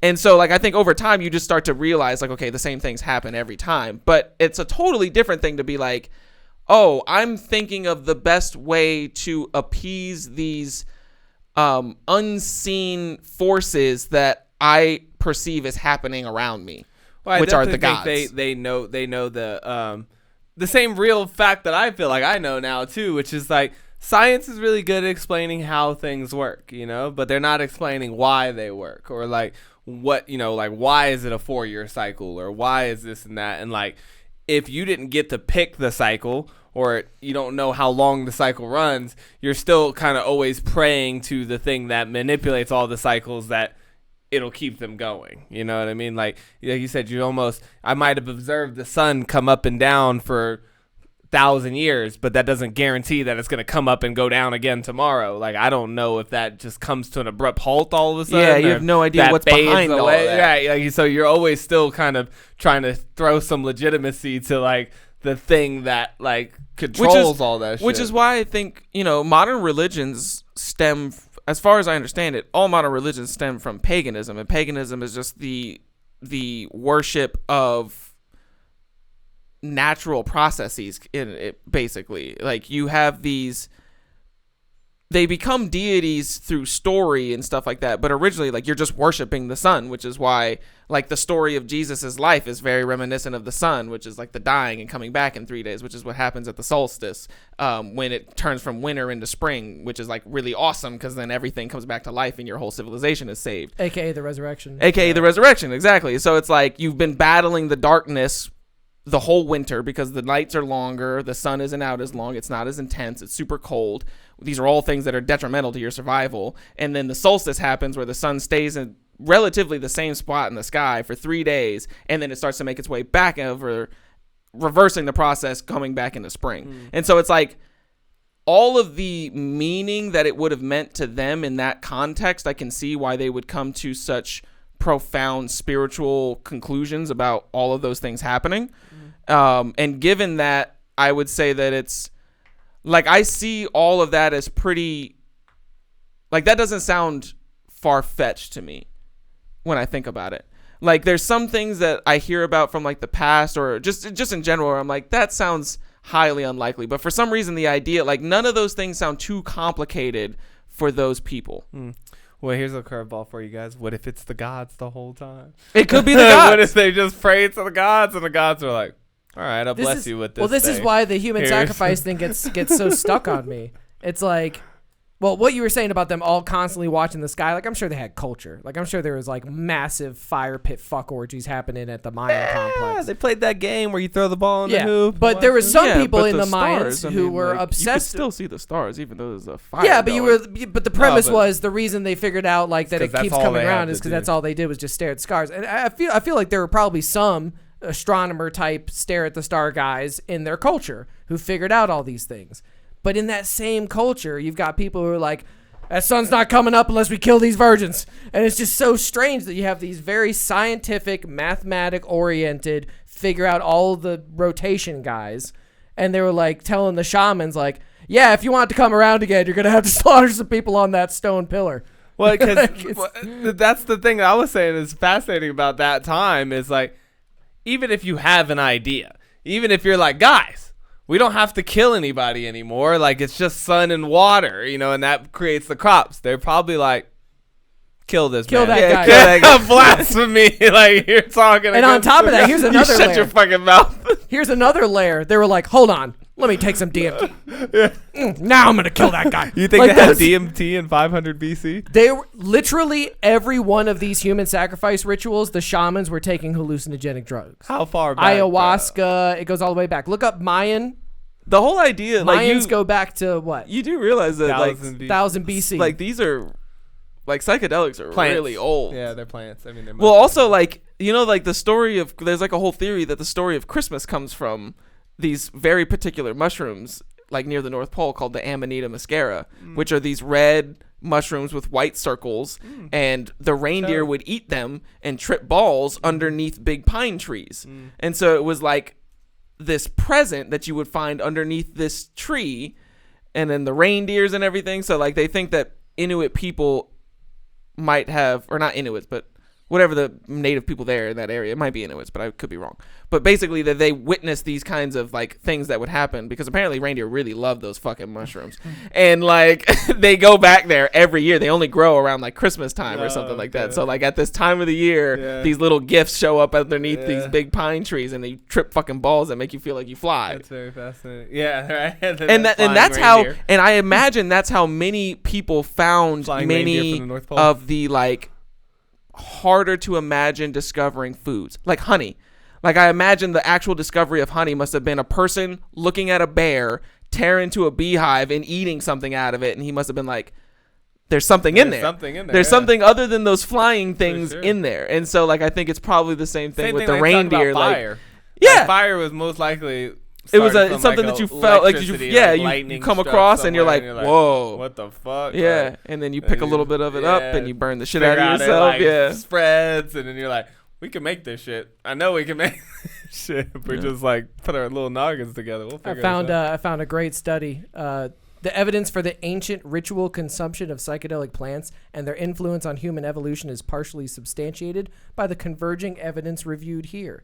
And it talks about one of these is shamanic traditions of ritual use of sacred mushrooms and other psychedelic substances that have great antiquity, as attested to language, art, petroglyphs, and stone sculptures of fungiform figures that often closely resemble the observable features of local psilocybin-containing mushroom species. So shamans were taking mushrooms. Facts. Who were killing people in all of the ancient religions, Druids, Mayans, we can go back, all Sumer, Babylon, Egypt. When they killed people, the shamans did it. Yep. So the shamans. And the people getting killed. Usually they were fucked up too. Yeah, they'd trip too. They'd be like, hey, you want to eat some mushrooms before we chop your fucking heart out? I mean, you gotta do something. I would run. I would totally do it. Like, well, and you have to imagine, like, considering how rare these substances must have been in nature, because even like psilocybin mushrooms, like, not every mushroom, it's a very small percentage of the species of fungi that will produce psilocybin. So it's like you come across this one species of mushroom that is a psilocybin containing mushroom species, and it's very rare and it's hard to find. It would be like a very special thing. Like it would be like a really specific medicinal herb. Whereas like, the lemongrass that we walk through all day is good for cuts. Like if you get cut, you get a little cut, just rub some lemongrass in it. But we saved the shroom tripping shit for when we're gonna kill somebody. See, and that's what's fascinating to me too, because I brought this last one that I'll bring up here, because these guys we talked about a lot in their like physical like creation of things, but they made this other stuff, man. Their ability to do like chemistry blows me away. They made this stuff called Egyptian blue back in the day, right? And this is crazy because it was made in let me get the year. I think it's like 4000 BC or some shit like that. The earliest evidence of the use of Egyptian blue identified by Egyptologist Lorelei H. Karokan, I'm saying that wrong, is on an alabaster bowl dated to the late pre-dynastic period, or Nakata III. 3250 BC. God damn. Damn. Jesus, let me that's go back to fucking the 5,000 timeline years ago. Yeah, like, what the fuck? These niggas had blue pigment. Yeah, blue pigment. And so this is like, they think it's like the first pigment ever made, right? But prior to this, you had dirt color, essentially. Like, we could do like a reddish dirt. We could do like a brownish dirt.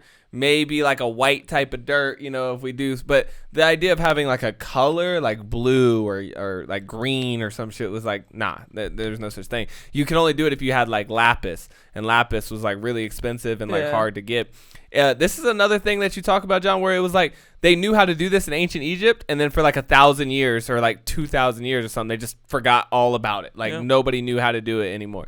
Like no written information exists in ancient Egyptian texts about the manufacture of Egyptian blue, and it was first mentioned only in Roman literature by Vitruvius during the 1st century BC. 3,200 years later. Yeah, this dude was big just deal. like, y'all remember Egyptian blue, right? Well, I mean, the funny thing about it is like I'd be interested, because you said that you think that they think that it was one of the first pigments ever made, but I know that like Egypt isn't really close to the ocean per se, so it's like I know that people were dyeing clothes with sea urchin blood to make a purple for a very long time. And so I feel like, like island dwelling people maybe had more access to stuff like that. Like, I'm sure. Like different colored stuff like that. Cause I know that that's one thing specifically. I watched a whole like documentary about these people that still dye their clothes with like sea urchin blood or whatever. And they like harvest all the wild sea urchins and it's like, so, but that was interesting to me. Yeah. What's fascinating too about it is like how it's made. And so like we're sitting here talking about these dudes and they know like, but chemistry too. I mean, modern experiments show that Egyptian blue chemical formula which I can't pronounce. Chemistry people read that. Yep. Can be obtained by heating these chemicals to 800 to 900 degrees Celsius with the addition of lime, a calcium containing material which must have been present in the ancient method, probably as an impurity in the sand. So they didn't even like, because like the lime and the like stuff, it wasn't something that they had added in. It was just like something that was in the sand. So my point was like they were doing like actual chemistry to like figure out temperature control. Yeah, because you have to control the temperature at 800 or 900 degrees. If it's too Celsius. hot, it turns into glass. So if it goes too hot, it turns to glass, and then they can't fucking do it. If it's too cold, it won't like go through the composite. If I told you right now, go make me a fire and get it up to 900 degrees Celsius. Impossible, bro. Could y'all do that? Impossible. I don't think I could. I don't think that those people could tell you that it was a certain degree, but they would walk up and like the master would walk up to the apprentice and be like, too hot. How could they had to have some way to regulate. If they had to be between these certain degrees to formulate the substance. Yeah, I mean, like, you it's had to just have some sort of. Well, once you understand the 3 pillars of fire, you just have to affect one of them to increase or decrease heat. So look, you add fuel. Adding different kinds of fuel would make fire hotter. But then how would you know? Like you said, you don't even gotta know. get From to years 800 or and years of 900. fucking with fire and all these other things that you're fucking They with. said, as indeed with the correct addition of oxygen. So it's like a major challenge. Another testament to the skill of Egyptian chemists is the consistency of the pigment throughout history. The composition in artworks, such as the mastaba, or is almost exactly the same as that found in a mummy coffin dating from the Greek and Roman period. Damn, so they've been making for it the thousands same of way years. for They've been thousands just of the years. same. And it's like it's not really easy. Like I said, they have to combine like 5 or 6 different substances in order to like make it pop off. Here's where it gets very interesting, right? In an exciting development for chemists and artists, it was reported in 2009, just now, this is 5,000 years later, that Egyptian blue shows exceptional luminescence in the near infrared region. This means that the pigment can easily be detected in a completely non-destructible fashion simply by illuminating ancient works with near infrared radiation. So they find out that essentially it shows up in infrared, right? Like, and it burns bright. They were saying like even like paintings old where you can't even see the blue anymore, it will still have this infrared capability. It's like that shit that they spray to see the blood in the first 40 yeah, years. yeah, where it just starts glowing and it's like there's the blood. Like, hit it with the luminol. Hit that fucking mattress with the luminol. 100%. It's crazy. So No now shit. they're starting to use this stuff again. They're starting to put it in these little like microchips, like little bio like tech Bioluminescence? Yeah, essentially bioluminescence. Yeah. Like they're using it, like, you know how now they use dyes and certain things to see inside your body and stuff. They're starting to do that, making these biomedical images with this pigment. They make it super microscopically thin and crazy. But it's crazy, like we talked about that, like that information, here you go, it's like thousands of years ago, and they're like, pigment, you know, like we made a color, yay. All right, and forget off. We're off that shit. You know, now we're just using something else or whatever. Then they come back later and some guy just wants to be fancy. And he's like, well, I'm using Egyptian blue. It's this ancient technique for my art. And everybody's like, whoa, that's crazy. And so it comes back. Then it disappears again, or probably just floats around and does nothing. And then here we are 5,000 years later. And we're also like, but did you know that you could have also used this as biomedical? Blast it with infrared radiation and make shit put it glow. in microchips. So it's like, here's like technology that's reached 5,000 years into it's about to reach into the future and change the way we're doing things now. I just thought that was just fucking these Egyptians, boy, they were the wheel too smart, man. I mean, you know what I'm saying? You know what I'm saying? There's tons of these things that did permeate through time and that we still use and improve on today. Yeah, that's fascinating. Like it kind of reminds me of like, I would love to know, I don't know when like indigo in Japan was invented. Like that's like Japanese indigo. I don't know what they make it out of either.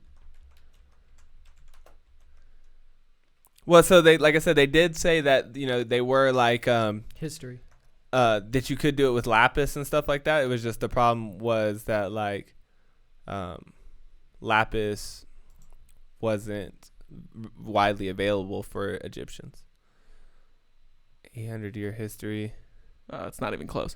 It's not even close. Doesn't even break 5%, like 1/5. So it's funny that you bring it to the chemistry though, because mine is also interesting, and it kind of leans in this. I don't know if it's chemistry per se, but it's like, it's also small scale. Like some of the ones that we talked about with yours, John, were like large scale. You know, we talked about the Nazca Lines and shit, and then you know, the planetary movements in the Ori thing. But mine is the Roman Lycurgus Cup, which is it's you got like a source for this somewhere?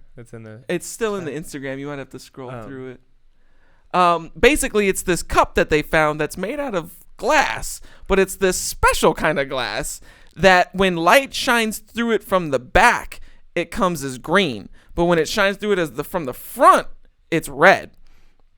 And it's multicolored glass. It's not multicolored, it's different colored depending on what direction the light is passing through it. So when light photons hit it from one direction, it's one color. And when they hit it from another direction, so it's both colors technically. These are the two this is it? That's the same cup. That's one cup.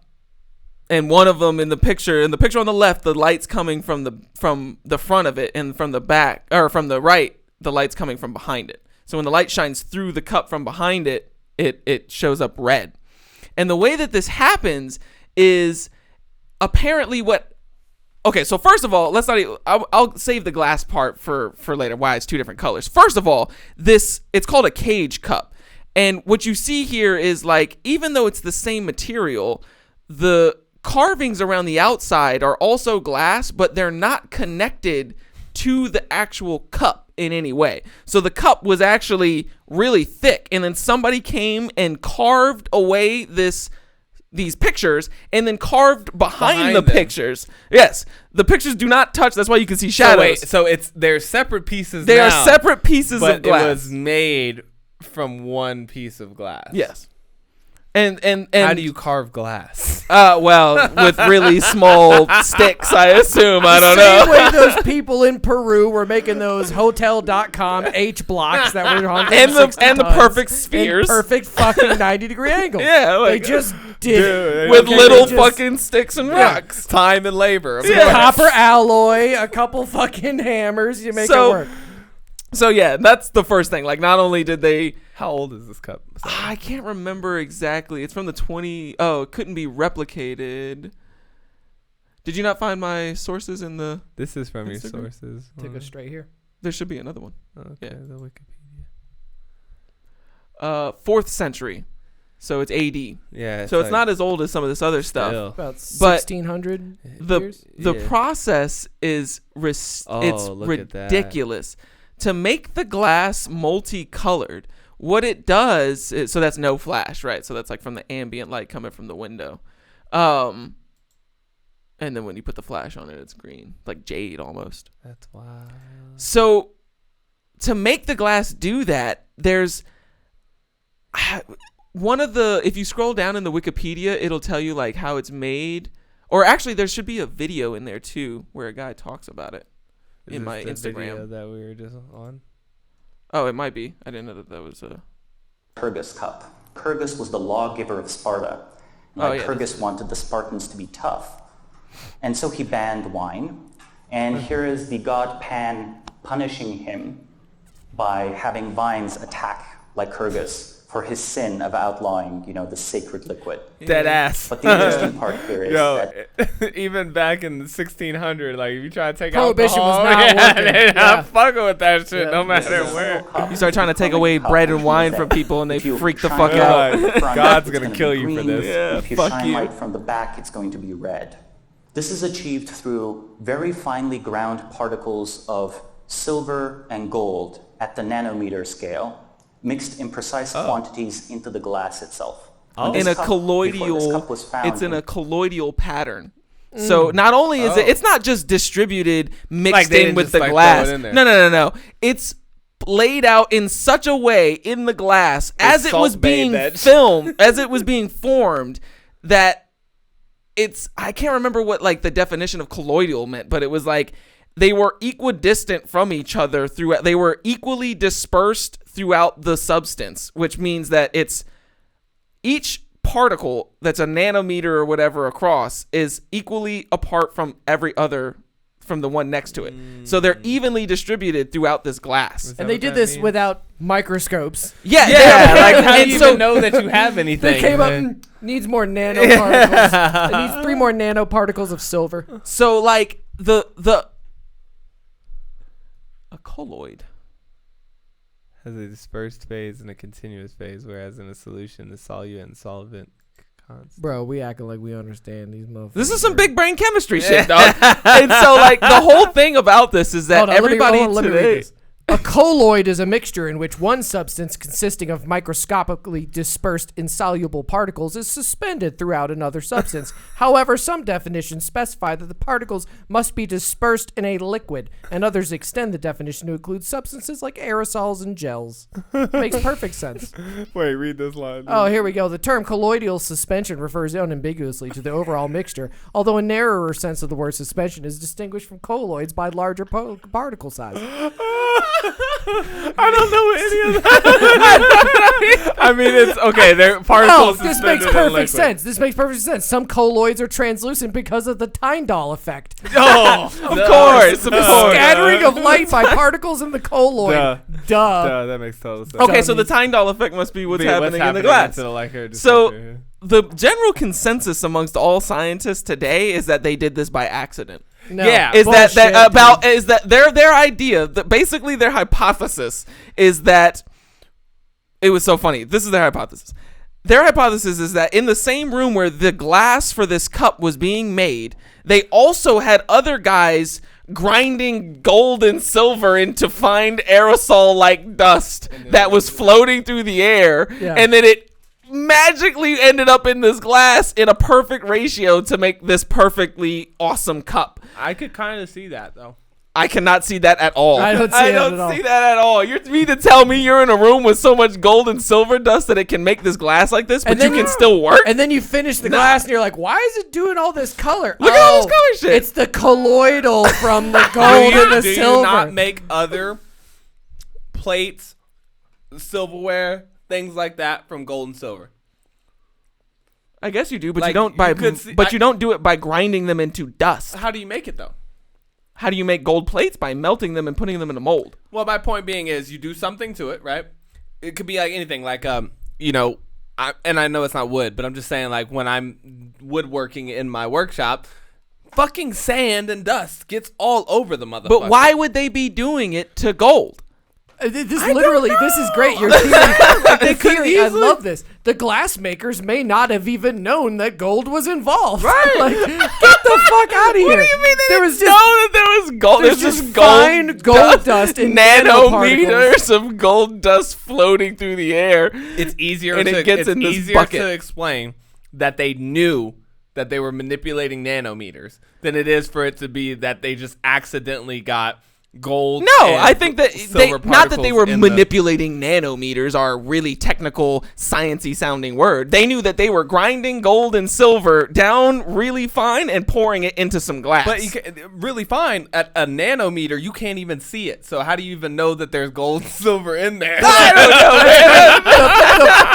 don't know. You're like mixing an empty cup, and they're like, "What are you doing?" I'm pouring gold and nanometers. Silver. I'm sure if you get enough nanometers of gold and silver, you start to see it. Listen to this line. The particles are only about 70 nanometers across and embedded in the glass, so they cannot be seen by optical microscopy. And a transmission electron microscope is needed. So I'm just saying, I think it's far more likely that this dude was like, I'm about to make this crazy cup. And he went down to the manufacturing like room where they're like sneezed making on a workbench. Yeah, and it blew up into this glass, and then he made this. I think this was amazing that he made this cup. Like he made this cup, and it was just like holy shit. And then all of a sudden they put it in some light, and they were like, "Oh, what the fuck is going on here?" This okay, shit but get this. crazy. I will give you that. What you're saying is like, okay, I didn't know that they needed. But okay, again with an electron microscope, I don't know if like having all of it together in one spot would make it more visible or not. But either way, I had some doubts about it too, about whether or not the people knew what they were doing with this cup. But then the guy in that video made a really good point. He said we don't find special things from thousands of years ago. We find mass-produced things from 5,000 years ago. You find knives and flint points, and you find buckets and pots and shit. You don't find the king's one rare fucking cup that he used to drink all of his ceremonial wine from Tuscany in. You find the cup that every Joe Schmo and his mom had hanging around. Yeah, you just find a fucking cup. So he made this really interesting point where it just blew my whole mind, because he was like, the stuff that we're finding is probably, we have to assume that it's common as fuck unless we have any evidence to say that it's not common. Because otherwise, if it wasn't common, why would we have found it 5,000 years later? And it's like, that makes sense. Like, I find it much more likely that in 5,000 years from now, if our civilizations are in ruins, they're going to find a lot of Toyota Camrys and a lot less of, like, Bentleys. Bentleys, or like a Rolls Royce or something. Like, you're going to come across a couple of Toyota Camry wheels. Find a Pagani. Just rolling around. Yeah, I dug in the ground. I found this awesome sports car. I'm trying to figure out where they found it. Did you see anything about, like, where it came from, or? I didn't. Nobody. I didn't really talk about. Maybe if you. It didn't say in the contents. If you scroll down into the contents, it'll probably have like something in there. History. Yeah. Perhaps made in Alexandria. Yeah. The early history of the cup is unknown. Several other. Has always been preserved. Oh, but it's been. I remember now. It's been passed down through different people. It wasn't like lost and then discovered. It's something that like a church had it for a long time, and then like it was in a private collection for a long time, and now it's in like a museum. So like it's just been kind of passed down from time to time. That's so it crazy. Yeah, it's like this is probably shortly before it was acquired by the Rothschild family. Yeah, of course. the hands of M. Du Bois. Yes. But dude, that's crazy though. Like, I mean, it's crazy to think that, the Rothschilds are kings of our time, but also that, like, I mean, that went from hand to hand to hand for like 4,000 years. No, like 1,000 years, but still, that's a long time. Yeah, from like church to church. Yeah, whatever. You know what I mean? But like 1600, like we were just talking about how easy it is for things to get lost. Like a whole entire like civilization. Hey, they burnt the whole Library of Alexandria. You know what I mean? Like the whole, and then this supposedly cup came from there. So it's just like to think that there are treasures that like somebody just smuggles out. Like kind of how they found all that artwork that Hitler was just like holding on to somewhere. Like people just pass this stuff, and it must just. I bet you that holding that cup got some weird aura on it. That's all I'm saying. Well, now you're bringing me to my stone tape theory that I love, where it's that inanimate objects like stone and wood can absorb the energies over the course of history. What do you think the whole thing about with the crystals is? Yeah. What do you think the pyramids do? It's energy. Yeah. Like, of course. They're harnessing the speed of light energy into this. What you don't know is that the pyramids launched the tombs of the pharaohs at light speed into space. That's what it was. That's why they harnessed all of the energy from the whole planet. Their soul right out there. There is that weird shaft in the pyramid that directly lines up with one of those like planets or something, right? Really? Lines up with. I don't know. You don't know? Let me look it up real quick. Yeah. The pyramid's got all kinds of weird shit going on. It's got a shaft that is like lined up. Yeah, like you can perfectly see Mars from it or some shit like that. God, I would love that one day for it just like.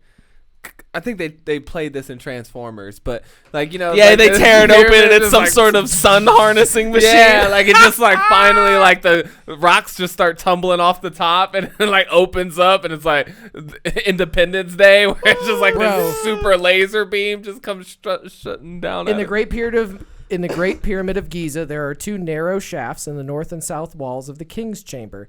This guy suggested that the shafts pointed to Orion's belt during the period of construction. It is thought that these openings were perhaps air vents for mummies or built to point to certain stars at the date of the pyramid's construction. Yeah, that's all. Did anybody check to see if it lines up? Did anybody see if it lines up with the sun? Because it might have been a light shaft too. Because there's rooms and shit that they had to build inside the pyramid too. So you can imagine that they needed light in there too. Yeah, for sure. I imagine they built it kind of like from the ground up, like Lego style. So it's like they just kind of no ceiling. Yeah, they just never have a ceiling until the very end. Yeah. They just put the ceiling. All right, close it up. I don't know. That's not how we build houses now. Well, we also, we didn't build houses. We build the skeleton and then we go inside and we fill it with shit. That's kind of true. We don't build it from the ground up where we like paint the molding on the floor as we're building. But every single one of these civilizations that's all prehistory and stuff, they all build step pyramids. It's all a big base that goes to a narrower top. That was like the prehistoric skyscraper. Just because it's in a shape doesn't tell us any way of like the order in which it was constructed. Yeah, but you can't build the top until you build the bottom. It's true. So when you're building something like this, you can't build. That's this not part true up though, here because I found out from Italy that guy came up with that dude came up with this awesome idea for how to build a dome without any sort of like wooden terraces or whatever, and he came up with this concept where it needed scaffolding all the way up until the last brick was placed, but once the last brick was placed, all the bricks held each other from their own friction and gravity. It was like a puzzle thing. So then once they put it all together, they moved. Yeah, it was like locked together. Like have you ever seen if you take two phone books and you alternate them page by page to like interlock them, you can't pull them apart. Yeah, the friction is too much to rip apart with your bare hands. I saw on Mythbusters they had to do it with two trucks. They had to get two trucks and they had to like drill a bolt through the bind of it and try to pull them apart with trucks. I want to show you guys these rocks. Go to my document real quick, bro. What rocks? The bottom of the right there it says gallery and it's Puma Punku Engineering. See it down there? Yeah, this is your gallery here. These are some stonework that were done like 500 AD. Whoa, wait a minute. Wait. Click on that picture right there on the right. What? Yeah, they were doing that in 500 AD. Oh, AD? Oh, no. Yeah, 500 AD. Yeah. Oh well, that's not that impressive. Yeah, I mean that's like the medieval times, right? Yeah, that's pretty standard stuff. They have right like fire and like. Don't they have swords by now? Like they've had swords for a long time now. It says the precise cuts suggest the possibility of prefabrication and mass production technologies far in advance of the Tiwanaku's Inca successors hundreds of years later. So it's another lost technology where they were building these Hotels.com logos. I think and that nobody could figure out how to do that hundreds of years later. I think that nobody had the wherewithal to sit down and do it precisely. Because, like, this is the thing. Shit looks just machine because it's so precise doesn't mean that somebody couldn't have done it by hand. Keep going down just this means article, that they these must pictures, because some of these pictures are that amazing. does not look handmade to me. I even haven't the seen anything that's slightest blown bit. my mind in the sense to think that unless it looks like a human couldn't do it. Well, Like, if like, it was okay. like these have been laser precision cut or whatever. Look at the lines here, right? What So about they're them? straight, and that's cool. But look at like how like they're just chiseled out. You know what I mean? Like all it takes is a little bit of time. Like if you just like, this isn't like I don't see. Bro, there's nothing here look that at the makes edges. Look at those. What about them? edges. Like look how sharp and flat and straight they Perfect are. 90 degrees. Yes. Like I mean, look how What kind of rock is smooth that? They are. John, do you know what kind of rock that is? Yeah, I have we're on the Wikipedia, which tells us what kind of rock it is. Because it doesn't look like very strong. Like it looks like pretty soft rock. Look how smooth they are, dude. Perfect 90 degrees. I mean, I've seen a couple things, like the one that I was showing y'all with that tomb, you know, or that I forget what the name. Well, of think the about it tomb like was. this. Like, And if it was people like perfect could 90 make degree angles. And well, you said swords earlier, or even firearms. Yeah. Like people could hand make firearms. Like they Yeah. weren't machine making firearms. that's true. So it's like how somebody had to make a metal trigger and all this metal and shit. you make to- a good point. I mean, like I've seen some crazy art where like somebody made like there's this dude who's making like art on a pen needle and stuff. Like he makes Yeah. that super Microscopic tiny, like things. microscopic. Yeah. It's microscopic art. And I mean, And he's just he using was- tweezers and shit. And he's like using these like crazy mechanical. But he was like, dude, if I like he has to try and work in between his like heartbeats and stuff. Like it's so small that like even the tiniest thing will just like shatter the whole thing. Yeah. And he's able to make some crazy stuff. So you're right. Our ability to be like very precise that's a real thing. But these people were with no wheel. They didn't have a wheel. Okay. They were lifting these sometimes 60-ton blocks and fitting them into other 60-ton blocks, like 2-3 stories up in the air, so perfectly that you couldn't fit a razor blade between them. Like we didn't even see some of these pictures. Like the pictures of how these fucking weird rocks all come together is insane. Is it still on the Wikipedia? Yeah, I mean it's just gonna keep showing. See those big ones there? On the right. The ones that are all weird, oddly shaped and stuff like that. Those are like 60-ton blocks. See how big that person is compared to him? Yeah, just one block. You can't fit a sheet of paper in between those bad boys. Yeah. That's really weird. I mean, who? That's really weird. Is it? Yeah. Yeah, no, that's totally weird. I mean, assuming that each one of these is an individual block, right? They're like So Stonehenge-sized blocks of andesite. Somebody had to. Are they individual pieces of rock? Well, now see, Yes. that's the good question. They've now. removed them. They have a thin, like, sheet-like coating of a white substance that's like, what do you call that you put between bricks? Mortar. They're mortared together. I would But like have to see they them actually remove moved one of them? Yeah. Yeah. But I mean, because if they just carved the shapes into it, right? Then okay, that's not as impressive. No, they're But individual stones. If we do, if they are individual stones, then that is really crazy, actually. Because I mean, not only did they have to carve them all to fit like that, they also had to get them there, which is a doubly crazy to me. I don't think so. You know, but I would. God, it's one of the great mysteries because you gotta wonder. I mean, are they making some type of crane? Or like it just looks like a wall. Like maybe they had some type of animal that we didn't really know, or like I mean, I'm just like, how would they have done that? I mean, think about so terrain in Peru is like mountainous. Okay, so when you got a place like Machu Picchu, right? They just like most of that's carved out of the mountain. right? Like all the stuff there, they've got irrigation systems, all that shit. They carved that shit like out of the stone there. Right. But this is from a quarry. So you had to take 60-ton stones, move them from a quarry, and then get them all to fit perfectly together so that you couldn't slide a sheet of paper in between them. Yeah. How old is this? 580. Yeah. 536 AD. Is that about the same time as Stonehenge? Then this is the Stonehenge era. Let me check Stonehenge date. Let's see what Stonehenge is about. But I mean, because I would love to. I mean, that would really break a lot of this stuff wide open if anybody can just prove how they lifted heavy things back in the day. Because I mean, well, just Google that. Elephants, you Just know, Google like how. I mean, if they knew, they ancient would be telling us civilizations- how the pyramids are built, but they still don't know. Well, I mean, I'm just saying that we might find some interesting ways that they did Yeah, I for think that- smaller things. How did ancient? Not quite 60 tons, but you know what I mean. 2500 BC was Stonehenge.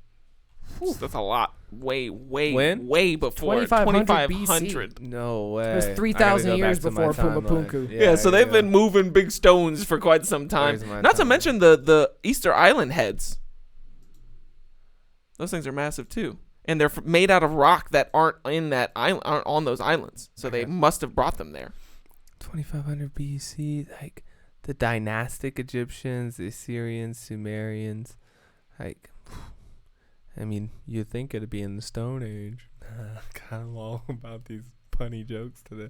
What was I looking up there? Oh, okay, we were trying to figure out how they moved. The answer, according to a new study, has to do with wetting the sand in front of a contraption Get built the to fuck pull outta the here, heavy bro. objects. Adding water to the sound, however, increased its stiffness, and the sleds were able to glide more easily across the surface. He's like, Water? get the fuck out of here. Get the fuck out of here. They're going with water.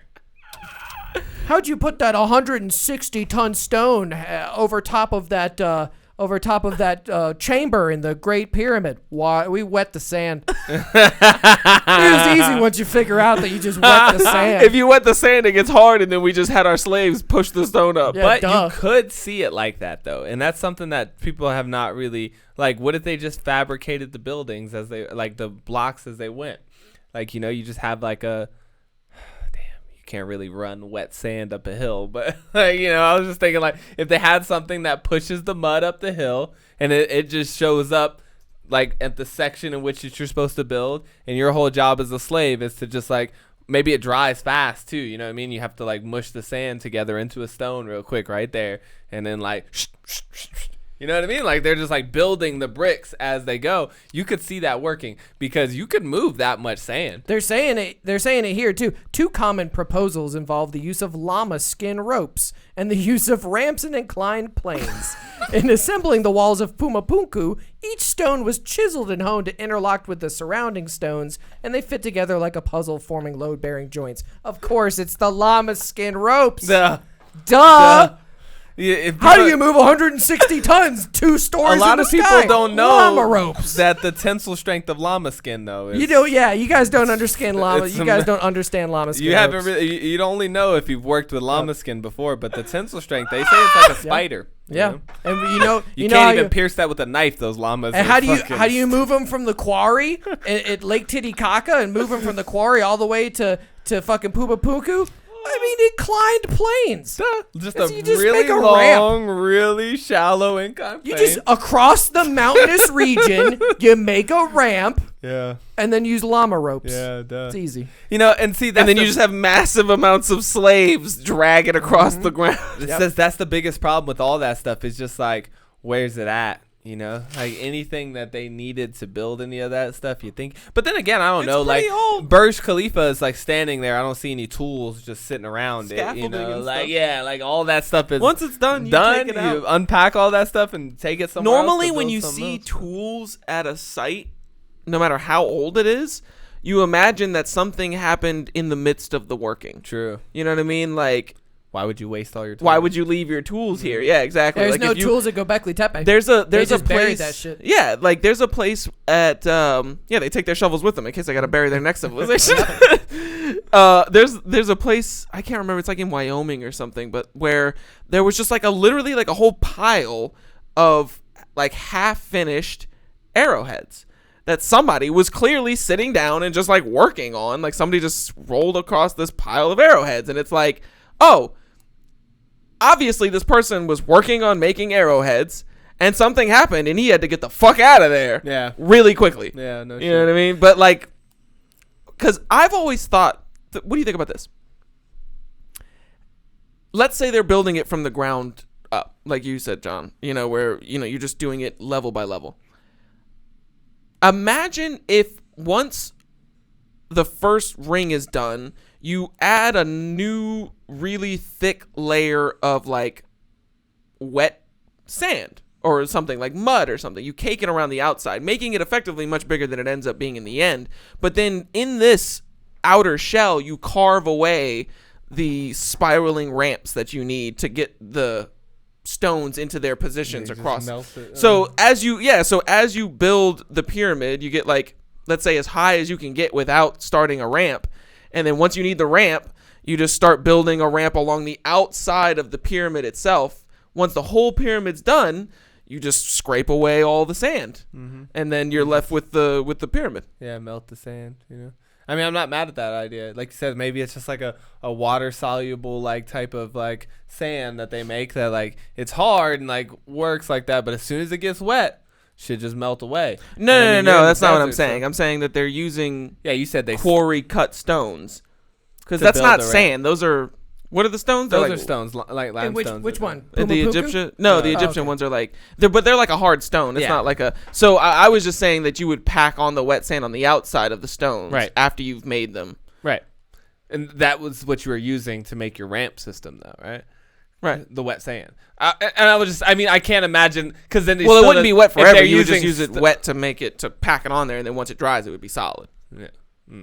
And then, but then in theory, if you get it wet again, then it would melt away. And that's what I was saying. Like, it would make sense that if you just like built, I'm improving on what I think your theory, and I'm saying like it was meltable sand. And so once they get to the top, they just pour big buckets of water on it, and then they're just like, you know, and you're left with just a nice, clean, beautiful looking pyramid. Yeah, we're essentially saying the same thing. I just read something that fucked my whole brain up.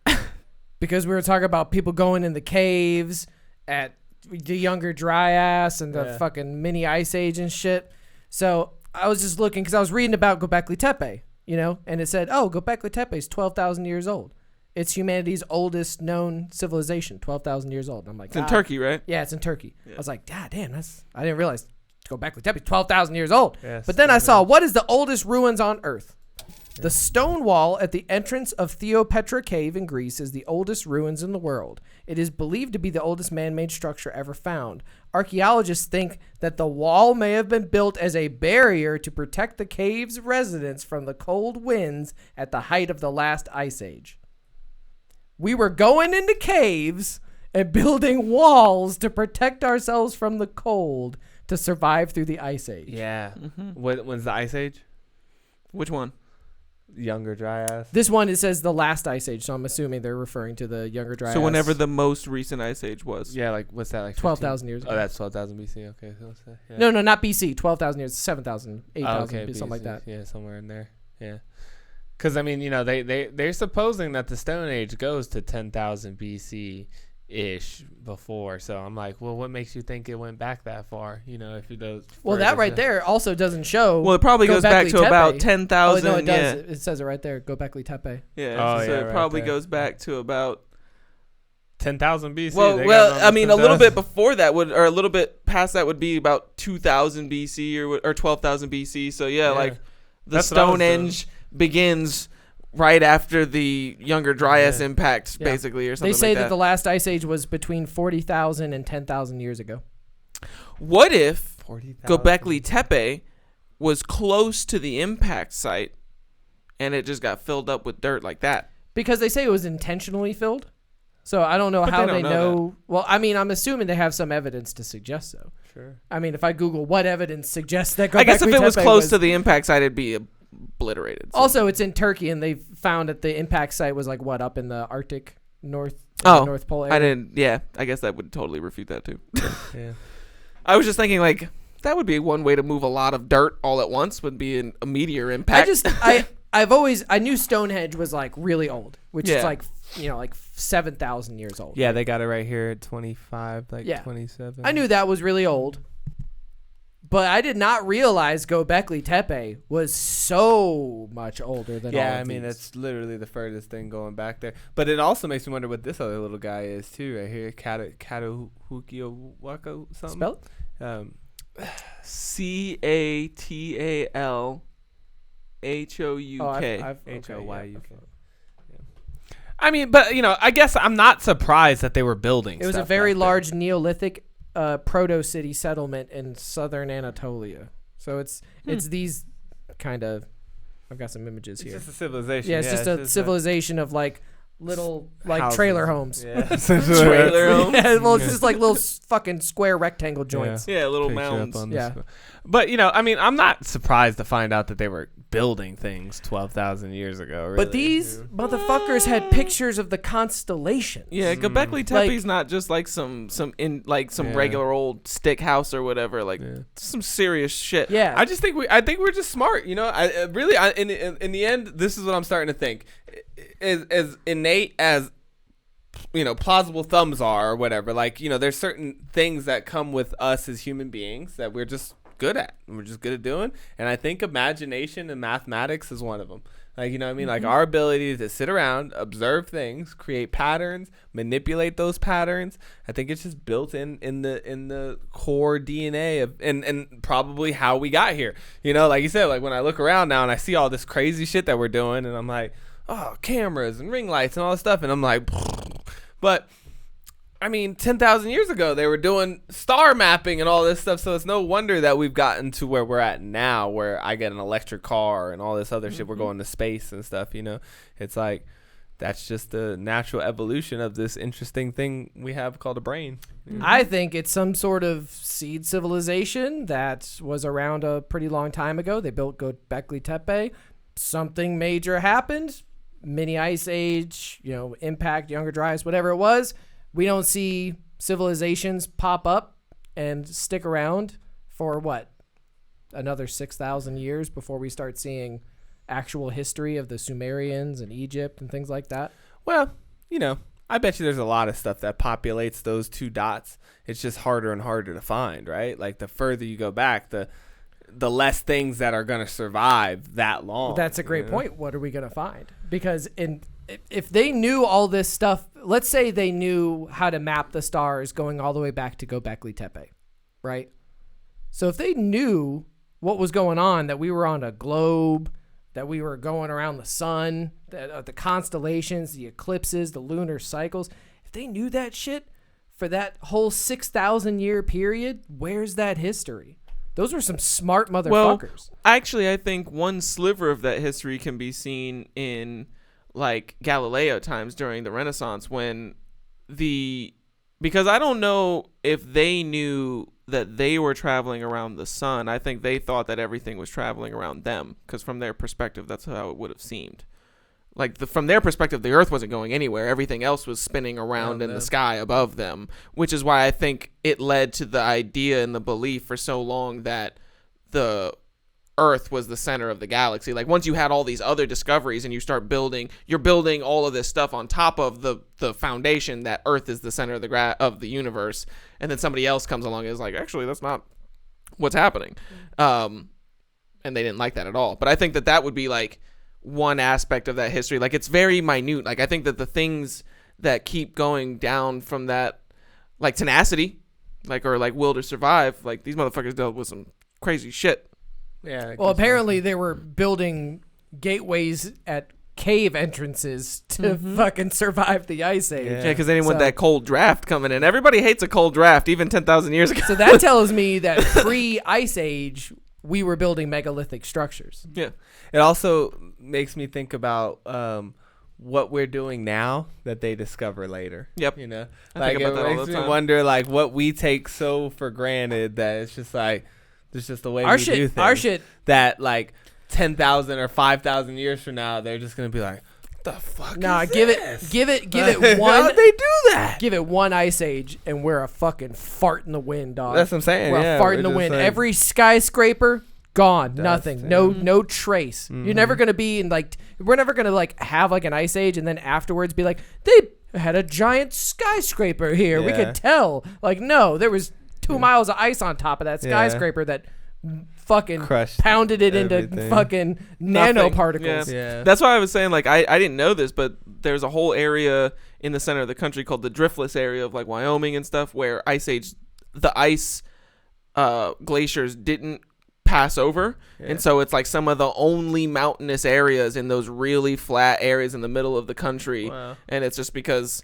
the glacier just happened to slide right by that area, but everything else, the reason it's so flat is because glaciers came through and just leveled everything, which is just crazy to think about. Yeah, a couple million of pounds of ice will do that. Yeah, just moving very slowly across the surface for thousands to think of that years. like the surface of the Earth is moving like that too. You know, like with the tectonic plates. It's a living shifting. organism. Yeah, the whole way that those Right, yeah. fucking mountains got there in the first place was two plates rubbing against each other and poking up. And so it could see the Earth just putting on a winter coat, you know what I mean? Just like all that ice just shifting around on top and everything, and then all of a sudden it'd be like, all right, we're out of there. Yeah, and I think that,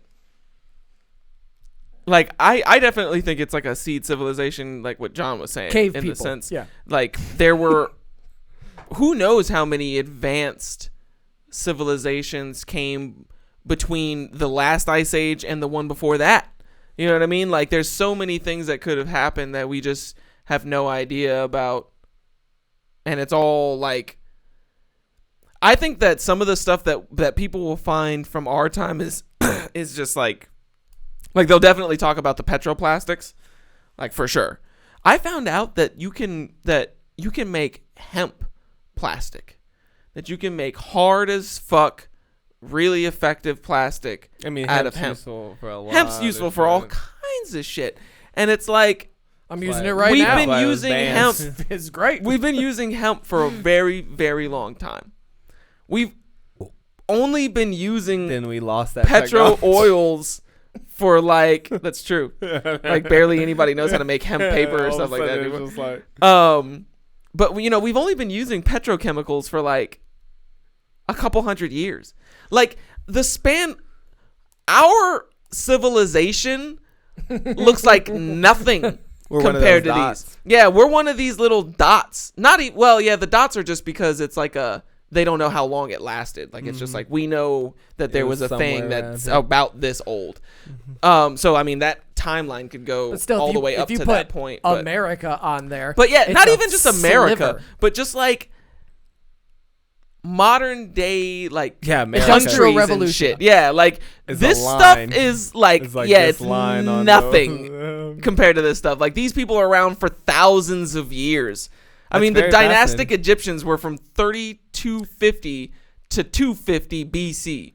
No, that's really fascinating. 'Cause when 3,000 years. When you talk about history, like, as we kind of know it most of the time, we're usually talking about 1900 to now. Maybe if you're really like an old guy, you're getting into like that 1500 shit. You're digging in about you know, maybe 1,000 years. Like, That's about as maybe far back as you like, go. like when you think of like modern history.